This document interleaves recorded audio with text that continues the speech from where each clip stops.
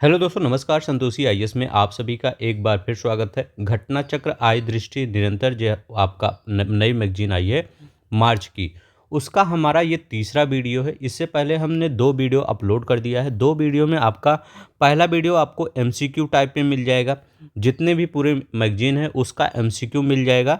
और दूसरा जो वीडियो था वो आपका संक्षिप्तिया, और ये तीसरा वीडियो भी आपका संक्षिप्तिया। इन्हीं 3 वीडियो को आप देख लीजिएगा। आपका कोई भी पेपर होगा, किसी भी पेपर में अगर मार्च से करंट अफेयर आया तो यहाँ से अलग नहीं आएगा, आप पेपर देकर आकर मिला लीजिएगा। यहाँ पर हम जहाँ से कल हमने छोड़ा था उसी से हम यहाँ पर करने वाले हैं। संघ और संगठन, विधि, न्याय, इसके बाद हम वर्ष दिवस देखेंगे, उसकी थीम देखेंगे। इसके बाद हम जो पुस्तकें हैं, ये पुस्तकें भी पूछी जाती है आपके पेपर में। इसके बाद हम जो भी आपके यहाँ पर टॉपिक खेल वाला होगा उसको भी हम पूरा आज कंप्लीट करेंगे। तो चलते हैं, हम यहाँ पर खेल परिदृश्य भी कर देंगे। तो हम शुरू करते हैं बिना किसी देरी के। अगर आपको देखिए, ये आपको जो ये मैगजीन में पढ़ाता हूँ, मैं घटना सार पढ़ाता हूँ, आय दृष्टि पढ़ाता हूँ। इन्हीं में से आपका अगर 25 क्वेश्चन आता है तो 20 क्वेश्चन आपके पीसीएस में आ जाता है। चाहे वो उत्तर प्रदेश पीसीएस हो, बीपीएससी हो, आरओ हो, कहीं भी हो, यहीं से आपका 20 क्वेश्चन, अगर 25 से 25 आ रहा है तो 20 क्वेश्चन जरूर यहाँ से आपको फंस जाता है। इसका हमने प्रूफ वीडियो भी दिया है, जाकर प्रूफ वीडियो देख लीजिए। वहाँ पर हमने बताया है कि घटना सार और आय दृष्टि दोनों इंपॉर्टेंट है। एक से आपका नहीं काम चलेगा, एक से सिर्फ 10 से 12 ही क्वेश्चन आपको मिलने वाले हैं वहाँ पर। अगर दोनों पढ़ते हैं तब जाकर आपका 20 क्वेश्चन हो जाता है। हम घटना सार भी पढ़ा रहे हैं आपको, उसका एमसीक्यू के फॉर्म में आया। आज के बाद ये आपका मैगजीन ख़त्म हो गया आय दृष्टि। इसके बाद अब घटना सार जो मैगजीन आई है 6 महीने की, वो सिर्फ चलेगी। ठीक है, तो चलते हैं हम यहाँ पर। अब हम शुरू करते हैं। जिनको अच्छा लगेगा लाइक शेयर सब्सक्राइब कर सकते हैं। कह रहे हैं संयुक्त राष्ट्र सामाजिक विकास आयोग का 63वां सत्र। तो ये याद रख लेंगे, ये पूछेगा कि जो संयुक्त राष्ट्र सामाजिक विकास आयोग का 63वां सत्र कहाँ हुआ, तो आपको बताना पड़ेगा कहाँ पर हुआ। ये न्यूयॉर्क में हुआ, न्यूयॉर्क में हुआ। अब इसमें भारत की तरफ से किसने प्रतिनिधित्व किया, तो भारत की तरफ से मंत्री सावित्री ठाकुर ने, तो महिला और बाल विकास राज्य मंत्री सावित्री ठाकुर ने यहाँ पर प्रतिनिधित्व किया। यहाँ देखते हैं राष्ट्रीय सांख्यिकी प्रणाली प्रशिक्षण अकादमी, सांख्यिकी एवं कार्यक्रम कार्यान्वयन मंत्रालय, भारत सरकार के अधीन इस अकादमी ने ग्रेटर नोएडा उत्तर प्रदेश के महानलोबिस ऑडिटोरियम NSSTA में अपना 17वां स्थापना दिवस मनाया। तो याद रखिएगा, राष्ट्रीय सांख्यिकी प्रणाली प्रशिक्षण अकादमी ने, और ये कहाँ पर है, महानलोबिस ऑडिटोरियम। तो ये है ग्रेटर नोएडा में, ये भी याद रख लेंगे, इसी यहीं मनाया गया है। तो इसका विषय उतना नहीं पूछेगा, याद रखिएगा, कोई ज़रूरत नहीं याद करने की। यहाँ कर रहे हैं संयुक्त राष्ट्र मानवाधिकार परिषद UNHRC। अब देखिए अमेरिका क्या कर रहा है, WHO से अभी बाहर निकल गया है, और ये UNHRC human right commission, United nation human right commission, अमेरिकी राष्ट्रपति डोनाल्ड ट्रंप ने संयुक्त राष्ट्र के इस अंतर्राष्ट्रीय संगठन से अलग होने से संबंधित एक कार्यकारी आदेश पर हस्ताक्षर किए। तो फरवरी 2025 में इन्होंने किया। तो अभी कितना हमने करंट दिया, तीनों करंट आपका दोनों ही अमेरिका से रिलेटेड है, एक उत्तर प्रदेश से रिलेटेड है। अब यहाँ पर देखते हैं राष्ट्रीय सफाई कर्मचारी आयोग, इसका मतलब टर्म क्या हो गया, 3 वर्षों की अवधि के लिए कुल वित्तीय प्रभाव लगभग 50.91 करोड़ रुपया है। और क्या हुआ, 7 ये देखिए केंद्रीय मंडल द्वारा इस आयोग का कार्यकाल 31 मार्च 2025 से 31 मार्च 2028 3 वर्षों के लिए बढ़ा दिया गया है। बस, कौन सा, राष्ट्रीय सफाई कर्मचारी आयोग। तो उतना इम्पोर्टेंट नहीं है, देख लीजिएगा। Tata communication payment solution limited क्या है, टाटा कम्युनिकेशन द्वारा अपनी इस सहायक कंपनी में 100% हिस्सेदारी ऑस्ट्रेलियाई फिनटेक कंपनी फिंडी की transaction solution international private limited को हस्तांतरित कर दिया है। तो देख लीजिएगा, ठीक है। जो इम्पोर्टेंट रहेगा वो मैं आपको कहूँगा, ये याद कर लीजिए पूरी तरह से।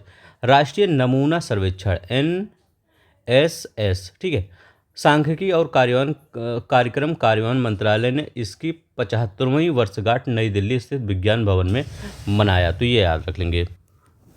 ये वाला क्वेश्चन इंपॉर्टेंट है, ये इंपॉर्टेंट कहेंगे। ई कॉस से कौन कौन सी कंट्री निकल रही हैं, तो ई कॉस से कौन कौन सी कंट्री निकल रही हैं, तो यहाँ पर नाइजर निकल रहा है, माली और बुर्किना फासो। अब इकॉस में कितनी कंट्री बच गई हैं? सिर्फ 12 कंट्री और बच गई हैं और इससे बाहर निकलने की मतलब इन्होंने घोषणा कर दी है। किसने? नाइजर ने, माली ने और बुर्किना फासो ने, ये याद रख लेंगे।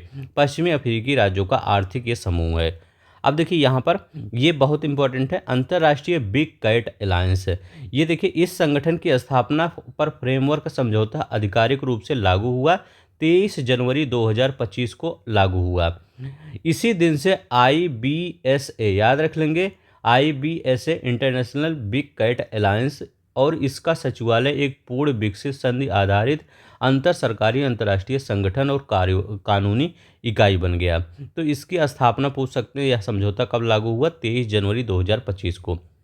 टाटा स्टील लिमिटेड, इसमें क्या न्यूज़ बनी है? यह कंपनी हाइड्रोजन परिवहन के लिए स्टील पाइप विकसित करने की क्षमता प्रदर्शित करने वाली भारत की पहली स्टील कंपनी बन गई है। मतलब जो हाइड्रोजन की पाइप होती है, मतलब जो कहें हाइड्रोजन H2, वो जो परिवहन के लिए स्टील पाइप विकसित करेगा, कौन सा? टाटा स्टील लिमिटेड विकसित करेगा। तो ये याद रख लेंगे। कह रहे हैं सिक्वेंट साइंटिफिक लिमिटेड, भारतीय प्रतिस्पर्धा आयोग द्वारा इस कंपनी के साथ SRL, बियास सीमेड, Appcure, Vindhya pharma, Vindhya organic, Geninn, SB labs प्रस्तावित विलय को मंजूरी। तो उतना इंपॉर्टेंट नहीं है, याद रख लेंगे।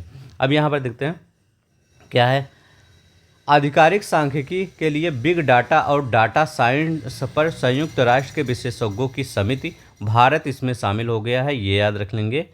हल्दी बोर्ड, ये इंपॉर्टेंट है, 2 स्टार लगा लीजिएगा, इंपॉर्टेंट क्वेश्चन। यहाँ क्या पूछेगा इसके अध्यक्ष कौन है? तो पहले जो अध्यक्ष बने इंपॉर्टेंट हो जाता है, पल्ले गंगा रेड्डी इसके अध्यक्ष बने हैं, ये याद रख लेंगे। इसका स्थापना कहाँ हुआ? तो तेलंगाना में।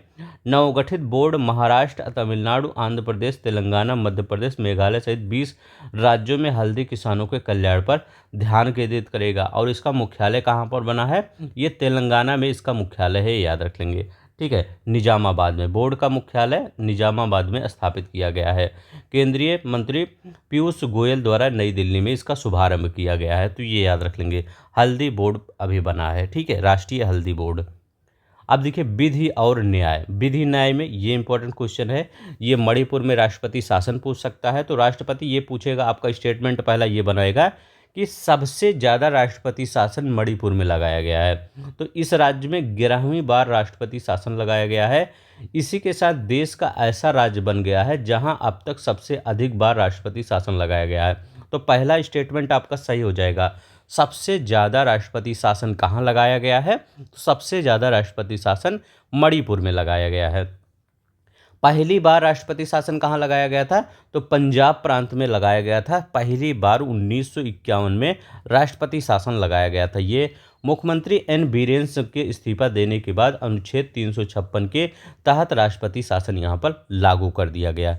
अब यहाँ पर देखते हैं राजस्थान विधि विरुद्ध धर्म संपरिवर्तन प्रतिषेध विधेयक 2025। अब यहाँ पर क्या था? यहाँ पर था जैसे धर्म परिवर्तन जो होता है उसके खिलाफ राजस्थान में क्या हुआ?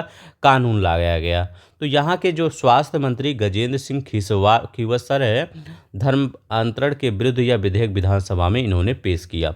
अब देखिए यहाँ पर क्या है, अगर इस कानून का उल्लंघन किया जाता है, जैसे अगर सामान्य व्यक्ति इस कानून का उल्लंघन करते हैं तो 1 से 5 वर्ष की सज़ा हो सकती है और लगभग 15,000 रुपये तक का जुर्माना हो सकता है। लेकिन अगर नाबालिग, महिला और अनुसूचित जाति, अनुसूचित जनजाति से संबंधित व्यक्ति से धर्म परिवर्तन के मामले में 2 से 10 वर्ष की सज़ा और 25,000 रुपये तक का जुर्माना।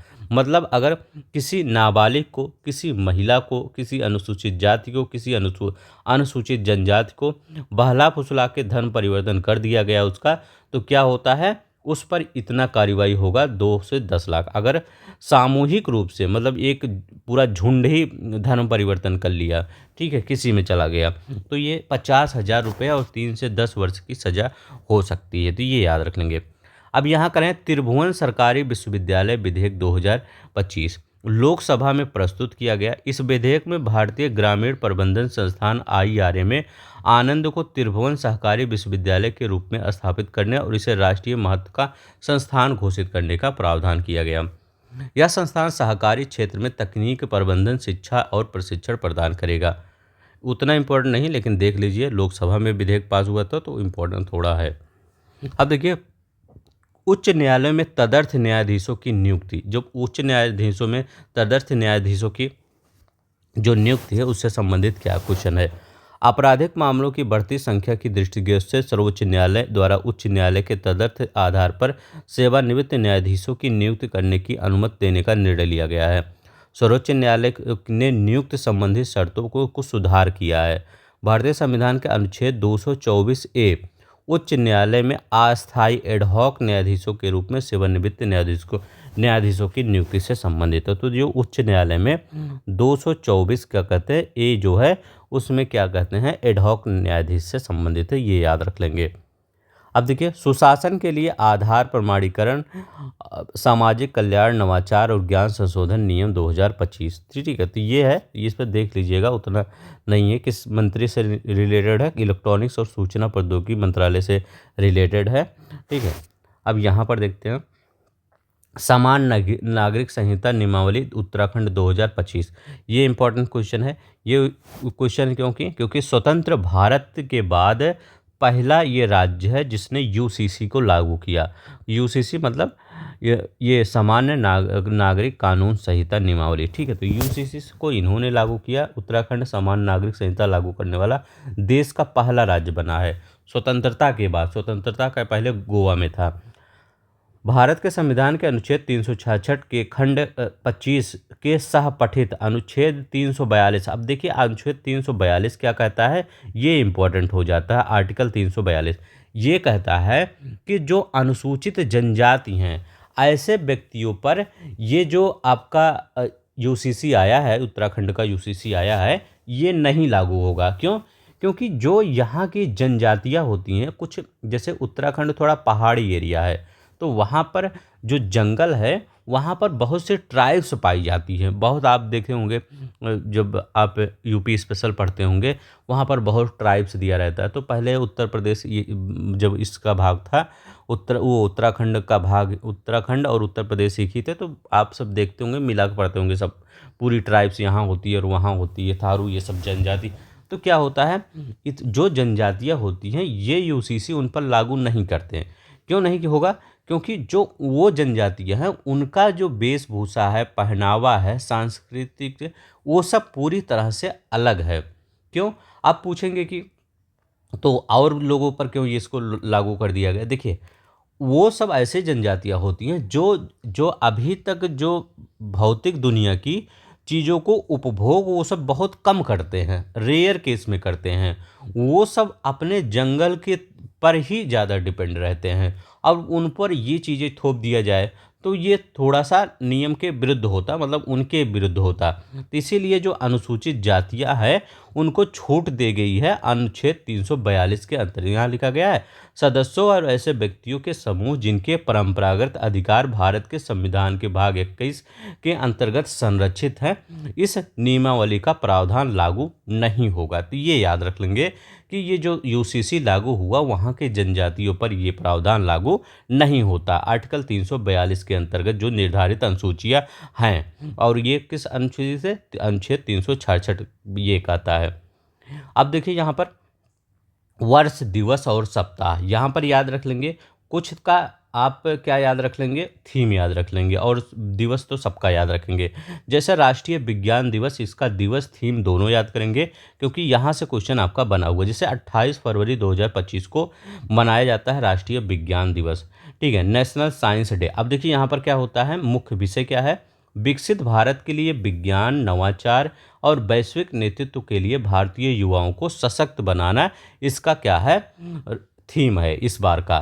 तो याद रख लेंगे विकसित भारत के लिए विज्ञान और नवाचार। किस भारत के लिए? विकसित भारत के लिए विज्ञान और नवाचार, वैश्विक नेतृत्व के लिए भारतीय युवाओं को सशक्त बनाना। वित्तीय साक्षरता सप्ताह, अब देखिए 24 से 28 फरवरी 2025 को मनाया गया वित्तीय साक्षरता। उतना इम्पोर्टेंट नहीं है वित्तीय साक्षरता, महिलाओं की समृद्धि। अंतर्राष्ट्रीय मातृभाषा दिवस इम्पॉर्टेंट है, 21 फरवरी को मनाया जाता है। Languages matter silver jubilee celebration of international mother language day. तो याद रख लेंगे जो इंटरनेशनल इसका सिल्वर जुबली सेलिब्रेशन हो रहा है 21 फरवरी 2025 को मनाया गया है। इस विश्व सामाजिक न्याय दिवस 20 फरवरी 2025 को मनाया गया, तो उतना इंपॉर्टेंट नहीं है, देख लीजिएगा। पेंगुलिन दिवस 15 फरवरी 2025 को मनाया गया। यह दिवस फरवरी के तीसरे माह में मनाया जाता है, इस बार 15 फरवरी को। रेडियो दिवस इंपॉर्टेंट है, याद रखेंगे 13 फरवरी को हर साल मनाया जाता है। रेडियो और जलवायु परिवर्तन इसका मुख्य विषय है। राष्ट्रीय उत्पादकता सप्ताह 12 से 18 फरवरी 2025 को ये मनाया जाता है। मुख्य विषय था from ideas to impact protecting intellectual property for competitive startup. अंतर्राष्ट्रीय एपिलेप्सी दिवस मिर्गी दिवस 10 फरवरी को मनाया जाता है। यह दिवस प्रतिवर्ष फरवरी माह के दूसरे सोमवार को मनाया जाता है। विश्व दलहन दिवस ये तिथि 10 फरवरी 2025 को। पल्सेज ये इंपॉर्टेंट है, विश्व दलहन दिवस, ठीक है, ये याद रख लेंगे, 10 फरवरी को मनाया जाता है। Pulses bringing diversity to agri food system. विश्व कैंसर दिवस 4 फरवरी को। United by unique answer important है, ये याद रख लेंगे, यूनाइटेड बाय यूनिक ये क्या है, इसका विश्व कैंसर दिवस का थीम है। विश्व आर्द्रभूमि दिवस 2 फरवरी 2025 को। साझा भविष्य के लिए आर्द्रभूमि संरक्षण, याद रख लेंगे क्या, साझा भविष्य के लिए आर्द्रभूमि संरक्षण इसका मुख्य विषय है। यहाँ देखिए विश्व कुष्ठ दिवस ये क्या 26 जनवरी 2025 को मनाया जाता है। विश्व कुष्ठ दिवस कब मनाया जाता है, 26 जनवरी 2025 को। यह दिवस प्रतिवर्ष जनवरी माह के अंतिम रविवार को मनाया जाता है, याद रख लेंगे, यह दिवस कब मनाया जाता है, जनवरी माह के अंतिम रविवार को मनाया जाता है। मुख्य विषय क्या था, यूनाइट एक्ट एलिमिनेट, याद रख लेंगे क्या था, यूनाइट एक्ट एलिमिनेट। अंतर्राष्ट्रीय सीमा शुल्क दिवस 26 जनवरी 2025 को मनाया जाता है। Customs delivering on its commitment to efficiency security and prosperity. अब यहाँ पर देखते हैं कुछ अन्य वर्ष दिवस। नौवां सशस्त्र बल पूर्व सैनिक दिवस ये 14 जनवरी 2025 को मनाया जाता है। 77वां भारतीय सेना दिवस 15 जनवरी को 2025 को। विश्व हिंदी दिवस 10 जनवरी 2025 को। लोकपाल दिवस 16 जनवरी 2025 को। विश्व ब्रेल दिवस 4 जनवरी 2025 को।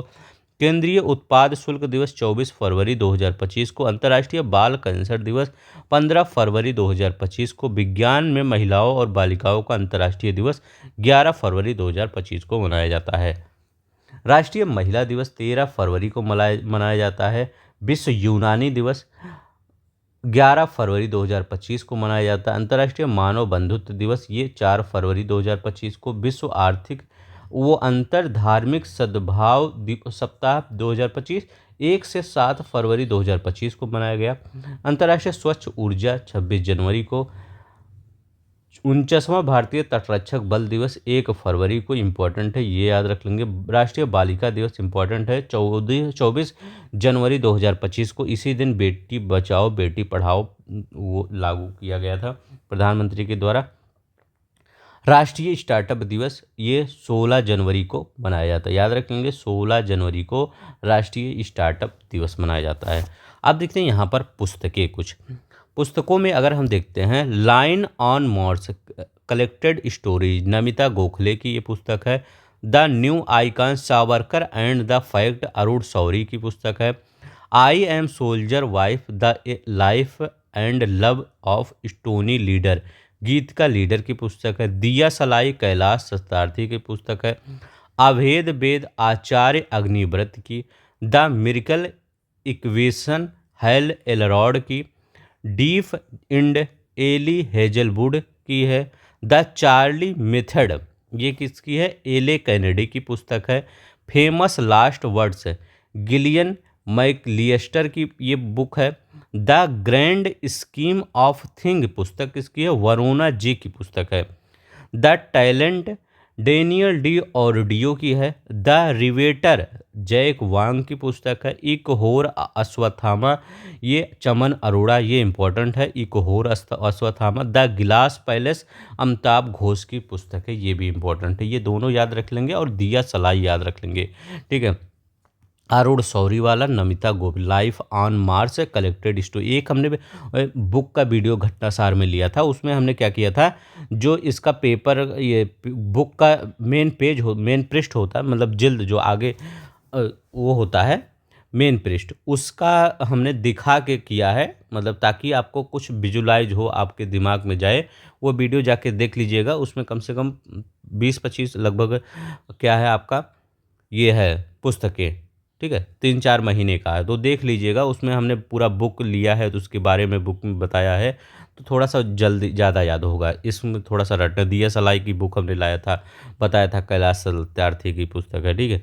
तो ये सब, ये 4 तो ज़रूर याद रखिएगा, ठीक है। चमन अरोड़ा की, ये अमिताभ घोष की, और दिया सलाई कैलाश सत्यार्थी की, और ये नमिता गोखले की पुस्तक, अरुण शौरी की पुस्तक, the new icon Savarkar and the fact, Arun Shourie की पुस्तक। चलते हैं यहाँ पर, देखते हैं हम। अब थोड़ा सा विविध देख लेते हैं। इलेक्ट्रॉनिक कार्मिक लाइसेंस, अब ये क्या था, इलेक्ट्रॉनिक्स कार्मिक, केंद्रीय मंत्री राम मोहन नायडू द्वारा पायलटों के लिए इसका शुभारंभ किया गया। इसके साथ भारत अंतर्राष्ट्रीय नागरिक विमानन संगठन के अनुमोदन के पश्चात उन्नत प्रणाली लागू करने वाला विश्व का दूसरा देश बन गया है। पहला देश कौन सा बना है, पहला चाइना है। International organisation of aids to marine navigation, Bharat Singapore में इस संगठन की पहली आम सभा संगठन का उपाध्यक्ष चुना गया है, ठीक है। इसका मतलब international organisation of aids to marine navigation का कौन अध्यक्ष चुना, उपाध्यक्ष चुना गया है, तो ये इंडिया चुना गया है। 18 से 21 फरवरी 2025 तक आयोजित इस पहली आम सभा में भारतीय प्रतिनिधिमंडल का नेतृत्व पत्तन पोत परिवहन जलमार्ग मंत्रालय के सचिव टीके रामचंद्रन ने किया। सिर्फ आप यहाँ पर इतना याद रखिएगा किसका उपाध्यक्ष बना है। N proud, new programme for renewal of unused drugs. अब देखिए ये क्या है, केरला के द्वारा जारी किया गया है, मतलब ये जो आपका पहल है एन प्राउड, कौन सी सरकार, केरला सरकार है, इन्हीं के द्वारा क्या किया गया है।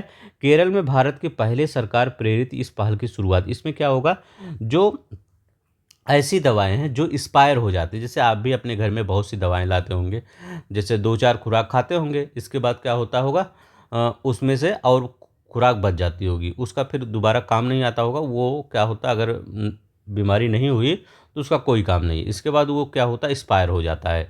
तो क्या हो जाता है, फिर जब एक्सपायर हो जाता है तो वो पूरी तरह से ख़राब, उसका कोई काम नहीं रह जाता। तो उसी को क्या करना है, जैसे आप कूड़े करकट को पूरी तरह से एक उसको बहुत से एनर्जी प्रोड्यूस करते हैं, बहुत से बर्तन प्रोड्यूस, बहुत से काम करते हैं, वैसे इस जो इस पहल है एन प्राउड, इसका ड्रग्स का यूज किया जाएगा अब यहाँ पर, ठीक है। तो इसकी शुरुआत कोझिकोड कॉरपोरेशन और उल्यारी ग्राम पंचायत में की गई, कि ये जो आपका ड्रग्स है, मतलब ड्रग्स मतलब वो सब ड्रग्स में समझिएगा, ये दवा की बात कर रहे हैं ड्रग्स, ठीक है। तो इन ड्रग्स का एक जगह इकट्ठा किया जाएगा, ठीक है, और उसको सरकार के द्वारा यूज किया जाएगा। तो ये याद रखिएगा, मतलब वो किसी को खिलाया नहीं, उसका अलग ही उस प्रोसेस किया जाएगा एन प्राउड के तहत, ठीक है। तो केरल में भारत की पहली सरकार पहल है, इस पहल के कोझिकोड में थी, एन प्राउड, ठीक है। ये कहा करा है new programme for renewable unused drug, लिख रहा है ना, अनयूज जो एक्सपायर्ड ड्रग हो गया है। तो एन प्राउड अगर आपको कहीं आ जाए तो आप यही बता दीजिएगा, जो अनयूज ड्रग है उनका सरकार इकट्ठा करेगी। माउंट एटना ज्वालामुखी, ये कहाँ है, इस ज्वालामुखी में विस्फोट प्रारंभ हुआ फरवरी 2025 में। माउंट एटना, यह ज्वालामुखी इटली के सिसिली द्वीप के पूर्वी तट पर स्थित है, एक सक्रिय ज्वालामुखी है। तो ज्वालामुखी सिर्फ एटना नहीं पूछेगा, आपको पता है एटना सबको पता है, वहाँ पर एटना दे देगा और 3-4 ज्वालामुखी देगा, देश दे देगा, आपको मिलान करना होगा, ठीक है। यही आपको आपके पेपर में क्वेश्चन बनने वाला है, आप देखिएगा, ठीक है।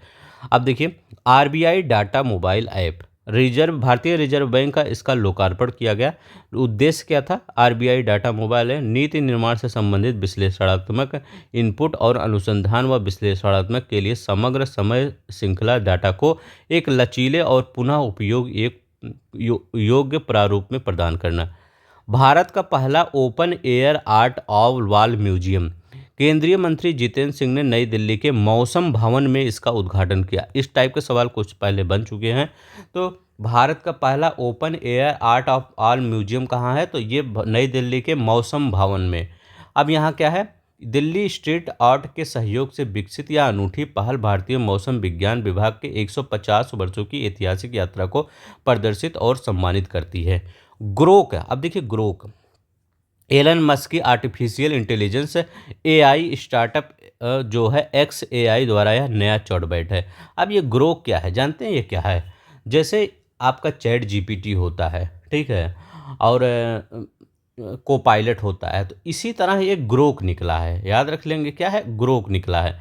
अब ये ग्रोक क्या है, जैसे इससे अगर कोई चीज़ आप पूछिए तो वो आपके लेमन लैंग्वेज में, लेमन लैंग्वेज मतलब जो जैसे हम सब अगर दोस्त हैं, मान लीजिए हमसे दोस्त हैं, किसी कहीं जगह किसी रेस्टोरेंट में कहीं पार्क में बैठकर बात कर रहे हैं, तो क्या होगा, हम सब वैसे ही बात करेंगे जैसे मतलब अपने दोस्त की तरह से, ठीक है, वैसे ही ये जवाब देता है। अगर आप पूछेंगे इससे कोई चीज़ ग्रोक से, तो ये उसी तरह जवाब, ये मतलब एक फॉर्मल चीज़ें जवाब नहीं देता है, ये हंसी मजाक वाला जो एक दोस्त दोस्त के साथ शेयर करता है, मतलब अपने लैंग्वेज में कि हाँ यार ये सब, ये तो वैसे ही ये क्या करता है, ये जवाब देता है। तो ये याद रखिए ग्रोक, इसीलिए यह सब सुर्खियों में था, क्योंकि कई लोगों पर ये ऐसा मतलब कमेंट ऐसी जानकारी दे रहा था कि कई लोग गुस्सा भी हो रहे थे, ठीक है। तो याद रखिए यह उन्नत संस्करण ओपन एआई, गूगल और चीनी एआई डिस्पिस से प्रतिस्पर्धा करके, वो जो डीप सीक है इससे प्रतिस्पर्धा करके उद्देश्य से विकसित किया गया है। यह एक एआई सहायक कंपनी तार्किक सोच के साथ सवालों का उत्तम उत्तर देने में सक्षम। हाँ, सवालों का तो उत्तर देता है ये, लेकिन वो आपके लैंग्वेज में उत्तर देता है, ठीक है। जैसा आप इसमें अगर आप कुछ पूछेंगे ग्रुप से तो आपको बहुत मज़ा आएगा, ठीक है, मतलब वो आपको लगेगा नहीं कि हम कोई चीज़ पढ़ रहे हैं। जैसे अगर आप इसका पढ़ेंगे तो ये बहुत वैसी लैंग्वेज में जवाब देगा। अब यहाँ देखिए Madhya Pradesh global capability centre GCC नीति 2025, ये क्या है? मध्य प्रदेश सरकार द्वारा लॉन्च किया गया है। मध्य प्रदेश में इस नीति को लागू करने वाला देश का पहला राज्य बन गया है। तो इम्पोर्टेंट हो गया है कि जीसीसी लॉन्च करने वाला नीति कौन सा राज्य पहला है, तो ये मध्य प्रदेश, मध्य प्रदेश इलेक्ट्रॉनिक्स विकास निगम लिमिटेड के द्वारा, ठीक है, इसका नोडल एजेंसी होगा। LSM 11 यार्ड 79 महाराष्ट्र स्थित मीरा भयंदर स्थित लॉन्च साइट पर इस 8वें मिसाइल कम गोला बारूद बार्ज का जलावतरण आयोजित किया गया। ये देखिए यार्ड 79, ऐसे क्वेश्चन इस बार पीसीएस में पूछा गया जिसका कोई अभी सोच भी नहीं सकते कि ये क्वेश्चन आएगा। ऐसे ही क्वेश्चन आपके पेपर में आया था। क्या क्या था? मिसाइल कम गोला बारूद, ये बार्ज का जलावतरण किया गया। 8 मिसाइल कम गोला बारूद बार्ज के निर्माण का ठेका SMSAME शिपयार्ड मेमर सेकान engineering project private limited Visakhapatnam को 19 फरवरी 2021 को दिया गया था। अब यहाँ पर देखते हैं संसद में 6 नई भाषाओं के अनुवाद सेवाओं का विस्तार। तो ये 6 नई भाषाओं के याद रख लेंगे। जैसे पहले जो भाषाएं थी उसमें अब जो 6 नई भाषा जुड़ी गई, पहले 10 भाषाएं थी, तो इन्हीं 10 भाषाओं में अनुवाद आप ले सकते हैं ऑफिशियल तरीके से। वैसे आप चैट जीपीटी से या एआई से कहीं भी आप भी करवा सकते हैं, लेकिन जो संसद के ऑफिशियल में देखा जाएगा तो पहले 10 थे, 6 और जोड़ दिया गया। वो 6 कौन से हैं? तो ये इसमें आपका बोडो मिल जाता, डोगरी मिल जाता, मैथिली मिल जाता, मणिपुरी और उर्दू और संस्कृत। तो उर्दू और संस्कृत एक साथ याद कर लीजिएगा, मैथिली मणिपुर या एक साथ याद कर लीजिएगा, बोडो डोंगरी एक साथ, बोडो डोंगरी मैथिली मणिपुरी उर्दू संस्कृत, यही 6 भाषाएं जोड़ी गई है। पहले ये भाषाएं थी असमिया थी, बंगाली, गुजराती, कन्नड़, मलयालम, मराठी, उड़िया, पंजाबी, तमिल, तेलुगु के साथ अंग्रेजी और हिंदी में अनुवाद सेवाएं उपलब्ध थी। तो अब ये सब भी भाषाएं बोडो डोंगरी मैथिली मणिपुरी और उर्दू संस्कृत भी अब आ जाएंगी लोकसभा में। डोकरा कलाकृति, इसमें क्या पूछेगा कि ये इसमें यह क्या था? प्रधानमंत्री ने मोदी जी ने एक धातु की परंपरा ढलाई से एक जुड़ी हुई जो मूर्ति है डोकरा कलाकृति, उसको जो फ्रांस के राष्ट्रपति हैं एमुनुएल मैक्रोन, उनको भेंट किया। तो ये पूछेगा आपके पेपर में कैसा कि डोकरा कलाकृति कहाँ की ये परंपरा है, तो ये कहाँ की परंपरा है? तो ये छत्तीसगढ़ की परंपरा है, ये याद रख लेंगे। बस यही आपसे पूछेगा, ये नहीं पूछेगा कि प्रधानमंत्री मोदी ने राष्ट्रपति एमुनुएल मैक्रोन को कौन सी कलाकृति दी, तो डोकरा कलाकृति, ठीक है, ये इतना नहीं इंपॉर्टेंट है। ये पूछेगा कला और आर्ट एंड कल्चर से, यही क्वेश्चन बनेगा कि डोकरा कला छत्तीसगढ़ की एक प्रसिद्ध धातु ढुलाई परंपरा है। ठीक है, तो ये ऐसे पूछेगा छत्तीसगढ़ की एक प्रसिद्ध धातु ढुलाई परंपरा कौन सी है, तो डोकरा कला है। जैसे इस बार का जो आरओ का पेपर हुआ था आपका, देखेंगे वहाँ पर कई कलाकृतियाँ पूछी गई थी कि कौन सा किस राज्य से है, कौन सा किस राज्य से है।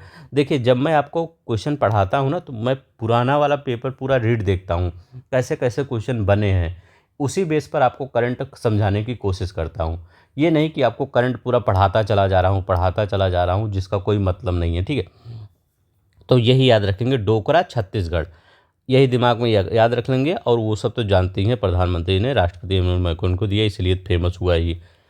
देखिए आइंस्टीन रिंग की खोज, यह खोज एस्ट्रोनॉमी एंड एस्ट्रोफिजिक्स में प्रकाशित हुई। 1 जुलाई 2023 को प्रक्षेपित यूरोपीय अंतरिक्ष एजेंसी के यूक्लिड द्वारा इस दुर्लभ रिंग की खोज की गई। यह रिंग हमारे निकटवर्ती आकाशगंगाओं NGC 6505 के केंद्र में पाई गई। तो याद रखिए आइंस्टीन रिंग की खोज की गई है। ठीक है, अब यहाँ पर देखते हैं मत्स्य 6000, ये इंपॉर्टेंट है। मत्स्य 6000 के बारे में हम देखते हैं, ये इंपॉर्टेंट क्वेश्चन है। भारत की चौथी पीढ़ी की मानव वैज्ञानिक पनडुब्बी का पानी के अंदर सफलतापूर्वक प्रशिक्षण हुआ कब? फरवरी 2025 में ये हुआ। ठीक है, फरवरी 2025 में ये चौथी पीढ़ी का था मत्स्य 6000। डिजिटल प्लेटफॉर्म मित्रा, अब यहाँ क्या पूछेगा, मित्रा का पूर्ण रूप क्या है? तो भारतीय प्रतिभूति विनिमय सेबी बोर्ड सेबी द्वारा ये लॉन्च किया गया। मित्रा का पूर्ण रूप क्या है? Mutual fund investment tracing and retrieval assistance, इसका पूरा नाम है। अब ये पूछेंगे आप कि ये मित्रा जो प्लेटफॉर्म लॉन्च किया गया है सेबी के द्वारा, इसका काम क्या है? कोई इस उद्देश्य तो होगा कि ऐसे ही उठा के लॉन्च कर दिया गया, नहीं, इसका लॉन्च उद्देश्य भी है। तो इसका यहाँ पर पढ़ेंगे ट्रेसिंग। ट्रेसिंग मतलब क्या है? ऐसे जो म्यूचुअल फंड है या फोलियोज हैं जिनका कोई क्लेम्ड नहीं है, अनक्लेम्ड है, मतलब वो करवा लिए हैं, पता नहीं चल रहा कि इनके पास क्या है, कोई म्यूचुअल फंड है या फोलियो है जिसका कोई क्लेम ही नहीं कर रहा है, बैंक में पड़ा है, यहाँ पर पड़ा है, कोई क्लेम नहीं कर रहा है, तो वो क्या कर देता है, इसी मित्रा का क्या काम है, उसको खोजना, उसको ट्रेस करना, उसको ट्रैक करना। तो म्यूचुअल फंड मित्रा मतलब मित्रा का पूर्ण रूप मतलब आप समझी गई, इसका काम यही है, जिसका कोई क्लेम्ड नहीं है उसको खोजना। बस मित्रा का पूर्ण रूप याद कर लीजिए और उसका उद्देश्य याद कर लीजिए, किसके द्वारा लॉन्च किया गया है, बस इससे ज़्यादा कुछ नहीं। ठीक है, अब देखिए आइरिस शिप क्या है? IIT मद्रास और भारतीय अंतरिक्ष अनुसंधान संगठन इसरो द्वारा अंतरिक्ष क्षेत्र में अनुप्रयोगों के लिए इस शिप का विकास किया गया। आपको क्या याद रखना है? IIT, वहाँ पूछेगा, देखिए ऐसे क्वेश्चन देगा कि ये जो आइरिस शिप था ये किसके द्वारा लॉन्च किया गया। ऑप्शन देगा IIT मुंबई और DRDO, IIT मद्रास और DRDO, IIT मद्रास और कौन सा? इसरो। तो आपको लगाना होगा IIT मद्रास और इसरो।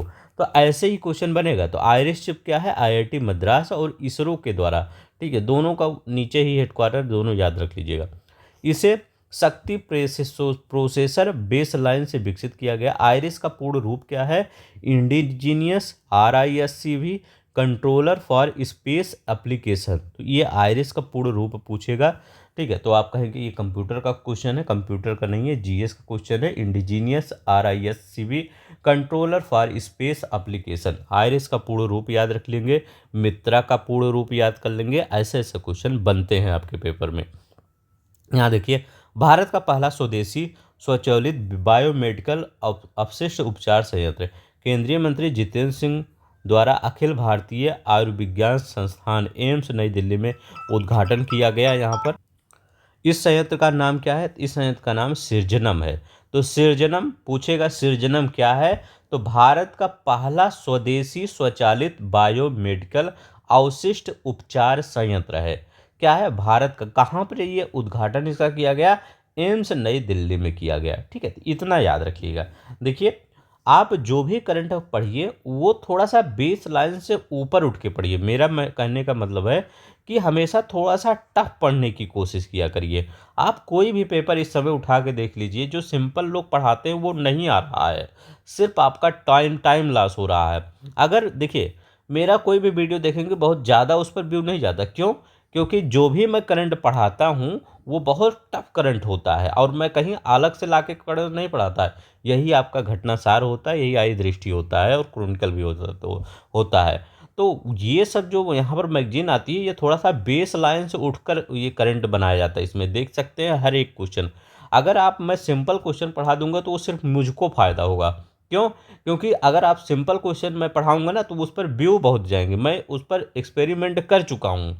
लेकिन मैं सिर्फ़ खुद थोड़ा-सा वो गिल्टी फ़ील करता हूँ अगर मैं सिंपल पढ़ा देता हूँ, तो मुझे लगता है कि मैं कुछ आपके साथ गलत कर रहा हूँ। उसमें मेरा फ़ायदा हो जाता है, लेकिन वो आपके लिए थोड़ा-सा प्रॉब्लम हो जाती है, क्योंकि वो आने वाला नहीं है, ठीक है? वो पेपर में आने वाला नहीं है, आप पेपर उठा के देख लीजिए। इस समय जो अभी 2-3 साल के अंदर जो पेपर बन रहे हैं, पुराना पेपर पर मत जाइएगा, कि पुराने पेपर में आप 10 साल के पीछे का पेपर उठा के देखेंगे, तो उसमें क्या है, उसमें सिंपल बनेगा और उस वही माइंड में बैठा लेंगे, तो वो गलत है। सिर्फ़ 1 से 2 साल के अंदर का पेपर उठा के देखिएगा, कि कहाँ से पेपर पूछ रहा है, कितना टफ पेपर पूछ रहा है, ठीक है? तो अब कंपटीशन बढ़ गया है, सभी के पास इंटरनेट का डाटा का वो है प्रोसेस, मतलब आपका हर एक लोग के पास इंटरनेट है, हर लोग के पास मटेरियल है, सब कुछ है, ठीक है? तो ये याद रखिएगा, थोड़ा सा टफ पढ़ने की कोशिश किया करिए, ठीक है? मेरा आपसे यही रिक्वेस्ट है। अगर मैं टफ ना पढ़ाऊँ तो मेरा भी वीडियो आप मत देखा करिए, डिसलाइक करके चला जाया करिए। लेकिन चाहे जिसका भी वीडियो देखिए, थोड़ा सा टफ पढ़िए, जो टफ पढ़ाता है उसी का पढ़िए। अब यहाँ करें, यह अत्याधुनिक तकनीक से CSIR राष्ट्रीय अंतर विषयी विज्ञान और प्रौद्योगिकी संस्थान CSIR NIIST तिरुवनंतपुरम द्वारा विकसित किया गया है, ठीक है? तो ये याद रख लेंगे। अब यहाँ पर देखते हैं, यहाँ कराएं, इन विट्रो फर्टिलाइजेशन IVF तकनीक से तैयार पहला कंगारू भ्रूण। तो ये देखिए, अगर ये पूछेगा कि IVF तकनीक से तैयार पहला कंगारू मतलब किस जानवर का भ्रूण बनाया गया, तो ये कंगारू का। इसे ऑस्ट्रेलियाई वैज्ञानिक, अब देखिए ऑस्ट्रेलिया में कंगारू होते ही हैं, तो उन्हीं पर इस पे एक्सपेरिमेंट कर दिया गया। जहाँ जो जानवर होंगे उन्हीं पर। अब वहाँ पर ध्रुवीय भालू का एक्सपेरिमेंट थोड़ी करेंगे, क्योंकि वो सूखी ज़मीन है, वहाँ पर पानी की कमी है। तो वहाँ पर क्या है, कंगारू पाए जाते हैं, इन्हीं पर एक्सपेरिमेंट कर दिया गया। तो याद रखिएगा, अगर ऑप्शन में ध्रुवीय भालू ये सब दिया रहे तो आपको वैसे भी आपको दिमाग लगा देना है, कोई ऐसा सिस्टम नहीं है, ठीक है? कंगारू पर डॉक्टर एंड्रेस गैवनी के नेतृत्व में क्वींसलैंड विश्वविद्यालय के शोधकर्ताओं ने एक टीम ने इससे सफलतापूर्वक तैयार किया। अब देखिए, मणिपुर में राष्ट्रपति शासन अभी हमने पढ़ा है, 11वीं बार राष्ट्रपति शासन लगा है। ये फैक्ट पढ़ेंगे, फैक्ट पढ़ेंगे। देश का पहला राज्य है जहां सबसे ज़्यादा राष्ट्रपति शासन लगाया गया है। आर्टिकल 356 यूज किया गया है, 352 नहीं, 356 यूज किया गया है, ये याद रख लेंगे। देखिए, दक्षिण तटीय रेलवे जोन, ये क्या है? केंद्रीय मंत्रिमंडल ने विशाखापट्टनम में प्रस्तावित रेलवे जोन के निर्माण संबंधी पूर्व में निर्णय में आंशिक संशोधन को मंजूरी प्रदान की है। नए दक्षिण तटीय रेलवे जोन के तहत वाल्टेयर मंडल का नाम बदलकर विशाखापट्टनम मंडल रखा जाएगा। क्या रखा जाएगा? वाल्टेयर मंडल का नाम बदलकर विशाखापट्टनम मंडल रखा जाएगा, जो वाल्टेयर मंडल था। इसके दूसरे भाग को ईस्ट कोस्ट रेलवे के तहत एक नए मंडल में बदला जाएगा, जिसका मुख्यालय रायगढ़ उड़ीसा में होगा। कौशल भारत कार्यक्रम, केंद्रीय मंत्रिमंडल द्वारा इस केंद्रीय क्षेत्र की योजना को वर्ष 2022-23 से 2025-26 तक 8,800 करोड़ रुपए के परिव्यय के साथ 2026 तक जारी रखने और पुनर्गठन को मंजूरी दी गई। अब यहाँ गया, प्रजाति केंद्रित अभियान बेहतर स्वास्थ्य के लिए शतावरी। अब देखिए, शतावरी है, आयुष मंत्रालय भारत सरकार द्वारा देश में औषधीय पौधों के लाभों के प्रति जागरूकता बढ़ाने के उद्देश्य से इस अभियान की शुरुआत की गई, ठीक है? तो ये याद रख लेंगे, प्रजाति केंद्रित अभियान बेहतर स्वास्थ्य के लिए शतावरी जो अभियान है, वो जो औषधीय पौधे हैं, जैसे आपका नीम हो गया, तुलसी हो गया, नींबू हो गया, आंवला हो गया, ये जो औषधीय पौधे होते हैं, ये क्या हो गया, इनके लोगों को जागरूकता बढ़ाए ताकि लोग अपने बाग बगीचों में ज़्यादा से ज़्यादा इन पेड़ पौधों को उगाएं। शतावरी अपने कई स्वास्थ्य लाभों के साथ प्रसिद्ध है, विशेष रूप से यह महिलाओं के स्वास्थ्य और प्रतिरक्षा प्रणाली को मजबूत करने में सहायक है। तो शतावरी, बाबा रामदेव शतावरी के बहुत सारे प्रोडक्ट देते हैं, देखते नहीं हैं? तो ये याद रख लेंगे। ठीक है। तो आपको जहाँ मतलब चाहे बाबा रामदेव वाला, चाहे बैद्यनाथ वाला जो प्रोडक्ट होता है वो भी अच्छा होता है। तो जो ये सब बनती हैं, तो यहाँ सबसे जो ये प्रोडक्ट होता है तो थोड़ा सा अच्छा माना जाता है। ठीक है, तो ये याद रख लेंगे। अब यहाँ देखते हैं, संयुक्त राष्ट्र ग्लोबल कम्पैक्ट, भारत का सबसे बड़ी हवाई अड्डा परिचालन कंपनी जीएमआर एयरपोर्ट लिमिटेड विश्व की सबसे बड़ी कारपोरेट स्थिरता पहल में शामिल। ठीक है, तो ये संयुक्त राष्ट्र ग्लोबल कम्पैक्ट भारत की सबसे बड़ी हवाई अड्डा परिचालक कंपनी जीएमआर। ठीक है, तो ये भारत के और इंडोनेशिया का एक दो है, उसका पूरा क्या करता है, संचालन करता है। जोमेटो का नया कारपोरेट नाम बदल दिया गया है, इसका अब नाम होगा इंटरनल लिमिटेड होगा, बस इतना याद रखिएगा। वाटर शेड यात्रा क्या है, केंद्रीय मंत्री शिवराज सिंह द्वारा वीडियो कॉन्फ्रेंसिंग के माध्यम से जन जागरूकता अभियान का शुभारंभ किया। यह यात्रा जल लाए धन धान्य थीम पर आधारित है। भारत की पहली फेरेट अनुसंधान सुविधा फरीदाबाद हरियाणा में स्थित transnational health and science technology institute में इस सुविधा का लोकार्पण किया गया। ये याद रख लेंगे। अब देखिए, गर्भिणी दृष्टि ये क्या है, जैव प्रौद्योगिकी अनुसंधान नवाचार परिषद के महानिदेशक और जैव प्रौद्योगिकी विभाग के डॉक्टर सचिव डॉक्टर राजेश गोखले द्वारा फरीदाबाद हरियाणा में स्थित transnational health science and technology institute में इस डीबीटी डाटा डिपोजिटरी और सूचना साझाकरण केंद्र का शुभारंभ किया गया। याद रख लेंगे, गर्भिणी कार्यक्रम के तहत विकसित यह प्लेटफॉर्म 12,000 से अधिक गर्भवती महिलाओं, नवजात बच्चों, प्रसवोत्तर माताओं को एकीकृत किए गए क्लिनिक डाटा, चित्र और बायो स्पेमिन्स का समृद्ध संग्रह प्रदान करेगा। यह दक्षिण एशिया के सबसे बड़े मातृ स्वास्थ्य डाटा बेस में से एक है। Bharat cancer genome Atlas, IIT Madras द्वारा यह लॉन्च किया गया है। भारत कैंसर जीनोम एटलस किसके द्वारा, आईआईटी मद्रास द्वारा लॉन्च किया गया है। इसमें यही याद कर लेंगे, भारत कैंसर जो किस आईआईटी मद्रास 2020 में किया गया है, बस इससे ज़्यादा मत कुछ याद करिएगा। Bharat cancer genome Atlas IIT Madras, बस आप कुछ पढ़ना होगा पढ़ लीजिएगा, लेकिन इतना याद कर लीजिएगा, भारत कैंसर जीनोम एटलस किसके द्वारा, आईआईटी मद्रास के द्वारा। अब देखिए, आई स्पॉट क्या है, तकनीक और गड़बड़ियों के लिए एकीकृत सेबी पोर्टल। भारतीय प्रतिभूति विनिमय से बोर्ड सेबी, अभी देखिए इन्होंने क्या किया था, मित्रा जो एक ऐप था उसने वो लॉन्च किया था। यह वेब आधारित प्लेटफॉर्म है। तो सेबी आई स्पॉट और मित्रा सेबी का है। 28 उद्देश्य क्या है, स्टॉक एक्सचेंज क्लियरिंग कॉरपोरेशनों और डिपॉजिटरी द्वारा तकनीकी गड़बड़ियों की रिपोर्टिंग और प्रबंधन को सरल बनाना। बहुत कम दूरी वाली वायु रक्षा प्रणाली। ठीक है, अब ये देखिए, ये इंपॉर्टेंट है, ये ऐसे क्वेश्चन बनते हैं आपके पेपर में। रक्षा अनुसंधान और विकास संगठन डीआरडीओ द्वारा उड़ीसा में स्थित चांदीपुर में इसका लगातार 3 उड़ान परीक्षण पूरा किया गया। कहाँ पर, उड़ीसा स्थित चांदीपुर में इसका लगातार 3 उड़ान परीक्षण पूरा किया गया। याद रखेंगे, रक्षा अनुसंधान विकास संगठन डीआरडीओ किसका, BSHORODS। ठीक है, तो इसका क्या बनेगा, देख लीजिए, बहुत कम दूरी वाली वायु रक्षा प्रणाली। यह मानव द्वारा उठाने लायक एक सचल वायु रक्षा प्रणाली है, जिसके अनुसंधान केंद्र इमारत द्वारा डीआरडीओ प्रयोगशाला द्वारा विकसित उत्पादन भागीदारों के सहयोग से विकसित किया गया। आप देखिए, ग्लेशियर लेक आउटबस्ट फ्लड जोखिम शमन परियोजना, ये क्या है, 150 करोड़ रुपए के वित्तीय परिव्यय वाली इस परियोजना को 4 राज्यों, कौन है, अरुणाचल प्रदेश, हिमाचल प्रदेश, सिक्किम और उत्तराखंड में कार्यान्वित किया जाएगा। तो ग्लेशियर लेक आउटबस्ट फ्लड जोखिम शमन परियोजना। अब देखिए, ग्लेशियर तो यहाँ तो आपका राजस्थान में थोड़ी ये कार्यान्वित किया जाएगा, या उत्तर प्रदेश में थोड़ी कार्य, यहाँ कहाँ आपको ग्लेशियर मिलेगा, ग्लेशियर तो आपको यहीं मिलेगा, हिमाचल प्रदेश और वो अरुणाचल प्रदेश में मिलेगा, हिमाचल प्रदेश में, सिक्किम में, उत्तराखंड में, इसी एरिया में।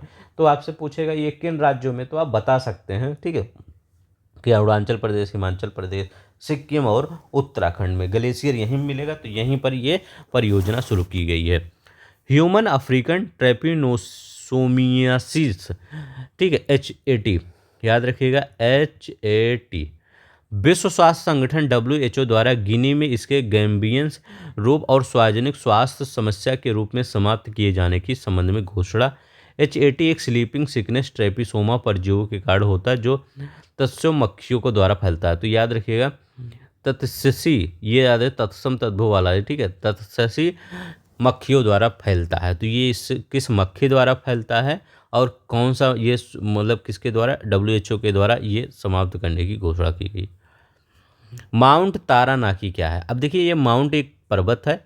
अब ये पर्वत में क्या है, इस पर्वत को मानव जैसा ट्रीट किया जाएगा। न्यूजीलैंड ने बता दिया है, न्यूजीलैंड के संसद द्वारा सर्वसम्मति से एक कानून के तहत इस पर्वत को व्यक्ति का दर्जा, मतलब जो भी अधिकार व्यक्ति के होते हैं इसी पर्वत के भी ये अधिकार माने जाएंगे। अब आर्डिनेंस क्लोथिंग फैक्ट्री अवार्डी, रक्षा मंत्रालय के अधीन संचालित इस फैक्ट्री द्वारा सूरीनाम को अपना पहला रक्षा निर्यात ऑर्डर निष्पादित, ठीक है। यूरो ड्रोन कार्यक्रम, देखिए यूरो ड्रोन जो कार्यक्रम है ये भारत आधिकारिक रूप से पर्यवेक्षक राष्ट्र के रूप में इसमें शामिल हो गया। कौन? भारत इसमें आधिकारिक रूप से पर्यवेक्षक राष्ट्र के रूप में शामिल हो गया। भारत इस कार्यक्रम में जापान के बाद दूसरा भागीदार और एशिया प्रशांत देश बन गया है। संयुक्त आयुध संयोग संगठन OCCR द्वारा प्रबंधित यह कार्यक्रम 2016 में शुरू किया गया। अब ये क्या था, यहाँ पर मेरा कहने का मतलब है इसका उद्देश्य क्या हो, कुछ उद्देश्य तो होगा कि यूरो ड्रोन कार्यक्रम जो बन गया है। अब देखिए इसका उद्देश्य ये एक है, जो अमेरिकी एक MQ-9 ड्रोन है, क्या है, अमेरिका का MQ-9, ठीक है, 9B, सॉरी, MQ-9B, ये एक ड्रोन है। इस ड्रोन पर निर्भरता कम करने के लिए यूरोपीय शक्तियाँ जो हैं, यूरोप की शक्तियाँ हैं, उन सब ने ये कार्यक्रम चलाया है। अब वो यूरोपीय शक्तियाँ कौन कौन सी हैं, तो ये यूरोप की शक्तियाँ हैं। जर्मनी, याद रख लेंगे जर्मनी, यहाँ पर फ्रांस आ जाता है, फ्रांस के बाद इटली आ जाता है, इटली के बाद स्पेन आ जाता है। तो अब यहाँ पर क्या याद रखना है, सिर्फ आपको यही याद रखना है, यूरो ड्रोन कार्यक्रम जो अमेरिकी MQ-9B ड्रोन है उस पर निर्भरता कम करने के लिए, मतलब उस पर डिपेंडेंसी क्या करना है, कम करना है इन देशों की, जर्मनी, फ्रांस, इटली और स्पेन की। इसीलिए 2016 में इस कार्यक्रम को लॉन्च किया गया।